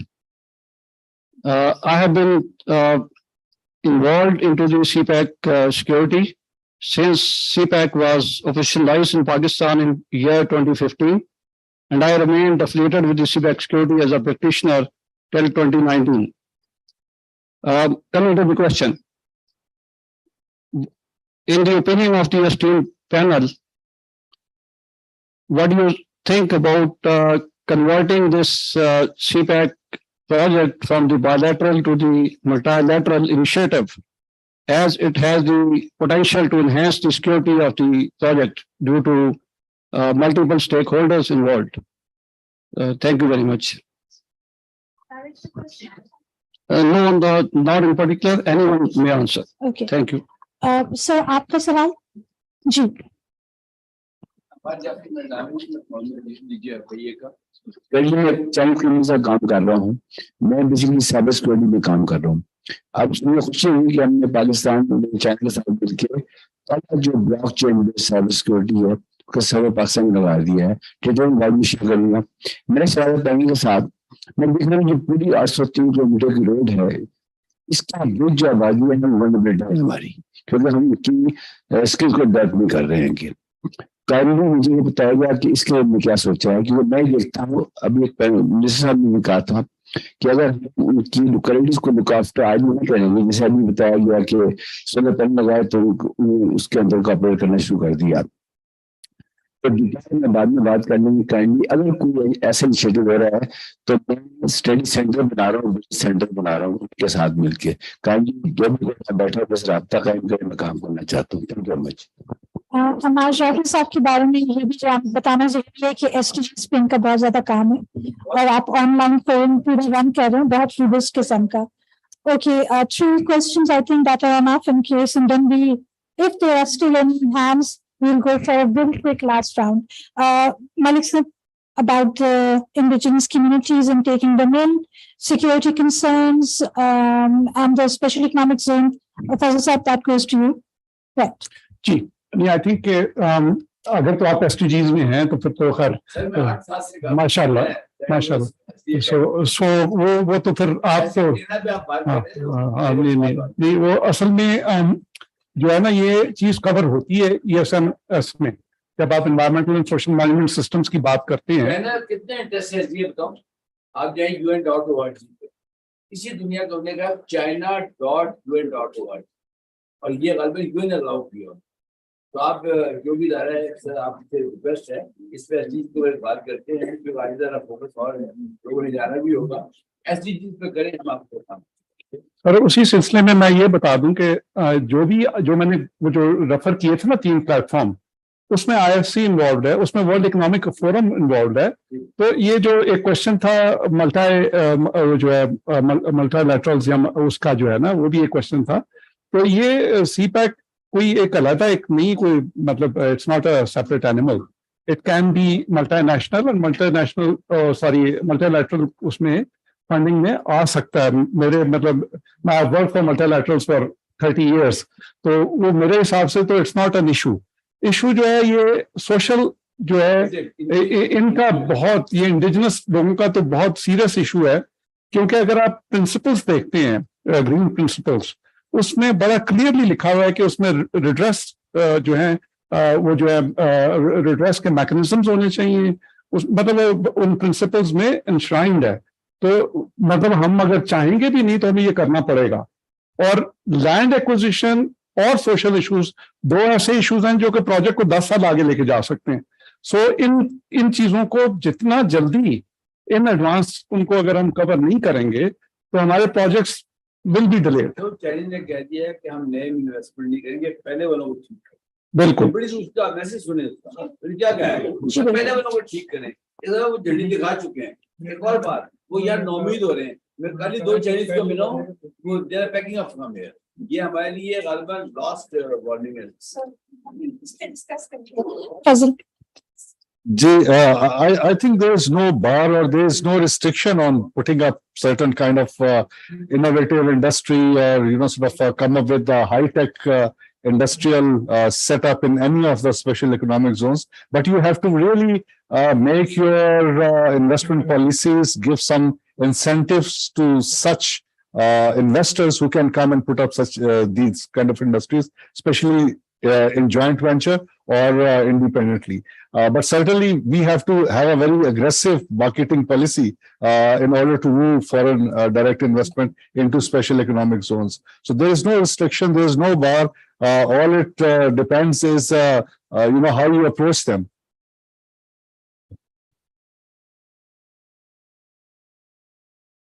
की मैं आपको बता दूं कि China semiconductors 90% उसका जो raw material है वो इंपोर्ट करता है या semiconductors from USA, right. Xi Jinping ने ये अभी अपनी विजन दी है by 2025 China should be self sufficient. तो लास्ट ईयर जब हम वहां पर गए थे, व्हाट दे सेड कि वहां पर क्योंकि मैन पावर अब अवेलेबल नहीं है, they said we need 200,000 IT graduates and they can relocate their the laboratories and the shops and start having the semiconductors over there. So there's a huge opportunity. और वो जो science and technology zone है इस्लामाबाद में, they wanted to set up their laboratory, the research and then assembly and all that stuff. So there is an opportunity over there. Okay. Raza, do you still have a question? Just wanted to ask Sir Khalid because he was. Yeah, Peter, can you सवाल करो? Having such authority, so the thing is, let me be honest with you, it's a tough question. I mean, you can give us such presentation like you gave.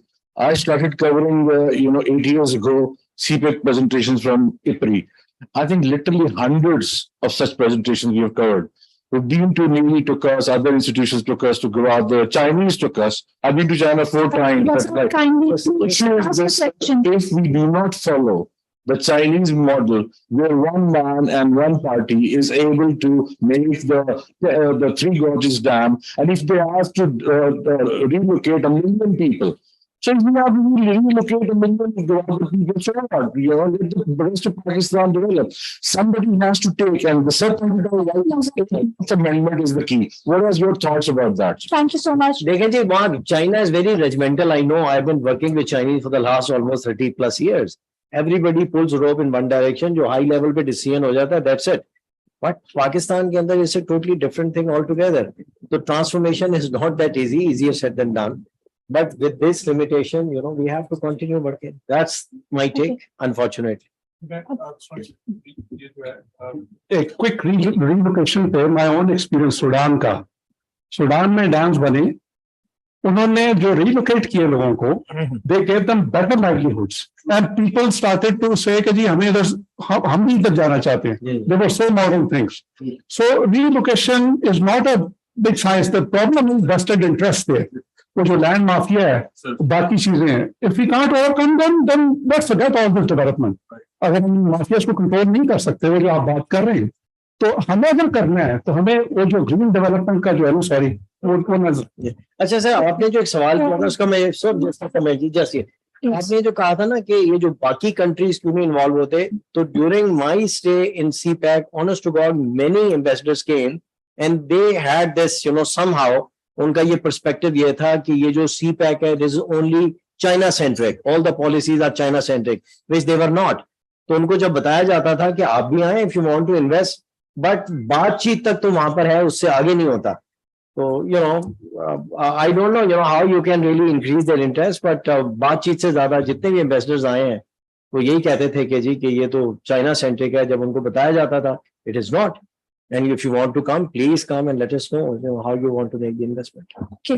I'm going to use my prerogative as a moderator, and I really have to close this very, very excellent 2 hours, rather more than 2 hours. And I have to blame and compliment IPRI for having such an excellent lineup of speakers that everyone wants to indulge them and wants to ask a question from them. Before I start my 2 minutes monologue, I would like to request our Chinese guest if he has any last minute points to make before I wrap up. Professor Sheng.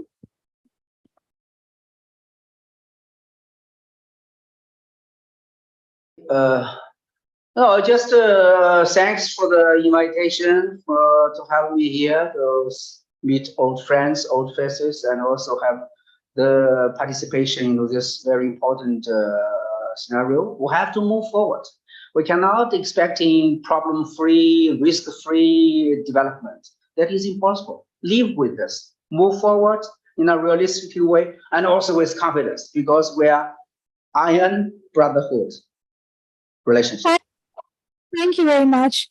Although the sisters in this iron brotherhood didn't ask too many questions, but still they are very much part of this progress path. Thank you so much for your optimism and very, very realistic overtaking to this. Just to sum up, CPEC means many things to many of us. Any one of us who's looking at CPEC from their lens will have a very different perspective on that, which also makes this particular aspect a very wholesome issue. If we are looking at it from a security operator's perspective, it is both a nightmare as well as an aspect on which you can invest a lot, on which you can see a lot of aspects that are happening. But if you're looking at from a bilateral grid, it will deliver at the bilateral level. But for the bilateral, you have two to tango. So you can't have the CBC and the Gwadar port and the China Vocational Center, the 300-bed hospital done as part of the CSR, and not have Pakistan doing its bit hand in glove. So if we really need to make CPEC as a bilateral issue which makes both the countries happy, Pakistan has to do its bit. When you go to Gwadar, you see the Eastern Bay, which is a miracle. It is a beautiful land linkage. When you travel from all the way from Karachi to Gwadar to the Iranian border, you don't find any problem, a flawless, wonderful highway. But again, when it comes to the indigenous people and the local population becoming stakeholders in peace, that aspect at the moment is grossly missing. Again, we also need to realize the sentiment and the livelihood, how the local population works there. And we have to spin something around that aspect. If the fisher folk, the men are not part of the progress path, if we look at it from that aspect, then how can CPEC actually, complying with the SDGs, engage the fisher folk and make fishing or the fisheries a better thing for them tomorrow? We also need to borrow on the wisdom of the indigenous populations. Let's not, I'm not latching on to your point on a negative note, but let's not make a Bahria town for the people. Let's make an indigenous Gwadar area which looks good. As part of the development plan, we went to see one of those old heritage sites, an old post office that they had. Now it has been made by some bricks and a very nice infrastructure, which totally takes away the indigenous spirit of that place. So we have to do that mix and matching when it comes to that. Security. Do we over-securitize a development project? From a security operator's perspective, I would say if I don't provide the security, development will not happen. But from a development person or from an investor's perspective, I perhaps find that very particular aspect a bit cumbersome for myself. So where do you draw the line? What are the gray areas? And how do we operate in those gray areas? Would CPEC remain bilateral, or would it also go regional, as some of our participants have suggested? And Professor Hu Shisheng also linked that or mentioned about it, because China's perspective is very holistic. When we talk too much about CPEC, we miss out on the BRI aspect of CPEC. CPEC is part of the BRI, and we must not forget that. And if we keep that thing in mind, then we are very much partner of a trans-regional grid that will take us all the way to Africa, to those untapped lands that we never really think about. Also, the fact that an industrial or economic venture is also part of the diplomatic, the political, the social infrastructure that countries have. Can we actually emulate the Chinese model? Do we have the type of work ethics? I don't think that if we have a one-party system, or we have a system where you have a very or a Chinese system for that matter, perhaps we are not cut out for that, but it doesn't mean the democracies that we know of do not get into the path of progress. So we have to develop and plan, and as Professor Hu pointed out, we have to be innovative. We have to bring in reforms at the time that we need to bring those reforms. And that requires some hard key decisions taken from the micro to the macro level. You must not relocate entire population groups and take them away from their homeland. But the fact is that to make them become stakeholders of development and progress, you make them part of that entire enterprise. With that, I know Furqan is like, Madam to chupi nahi kar rahi, shuru ho gayi hai bolne. So that was my last comment, and thank you very much for giving me this opportunity, and to every one of you. Thanks. You may please sit for some time. Thank you, Dr. Salma, for moderating this very insightful session. So as we near the end of this remarkable event, I would like to invite President IPRI, Dr. Razak, to deliver his closing remarks and present mementos to our guests.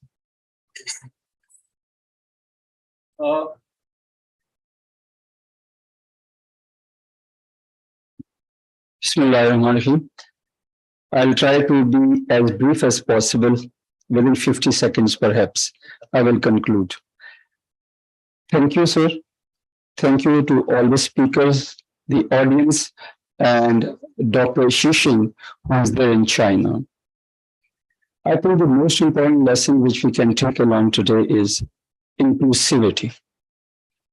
If CPEC becomes inclusive, so many problems would be resolved.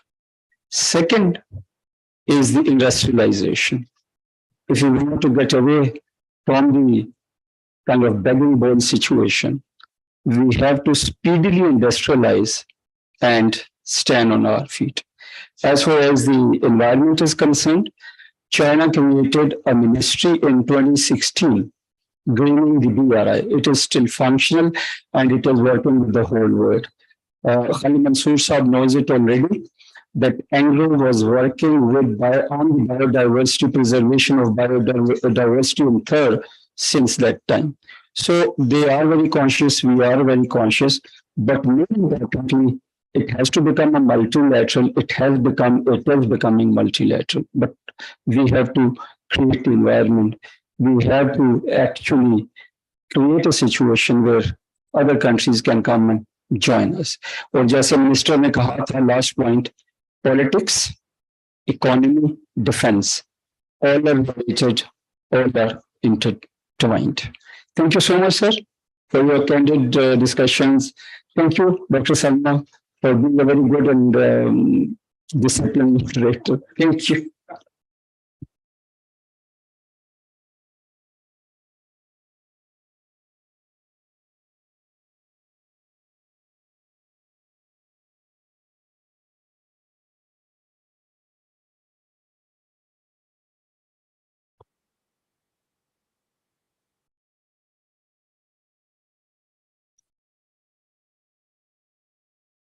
Thank you so much. दूसरी बात ये है कि खालिद मंसूर साहब मेरे coursemate करते हैं।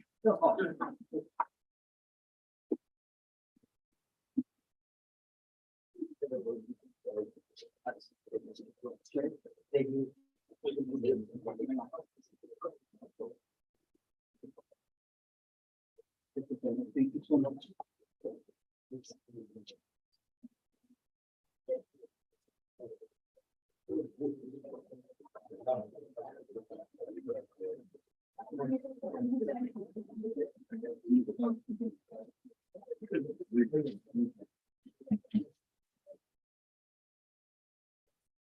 Sir, please.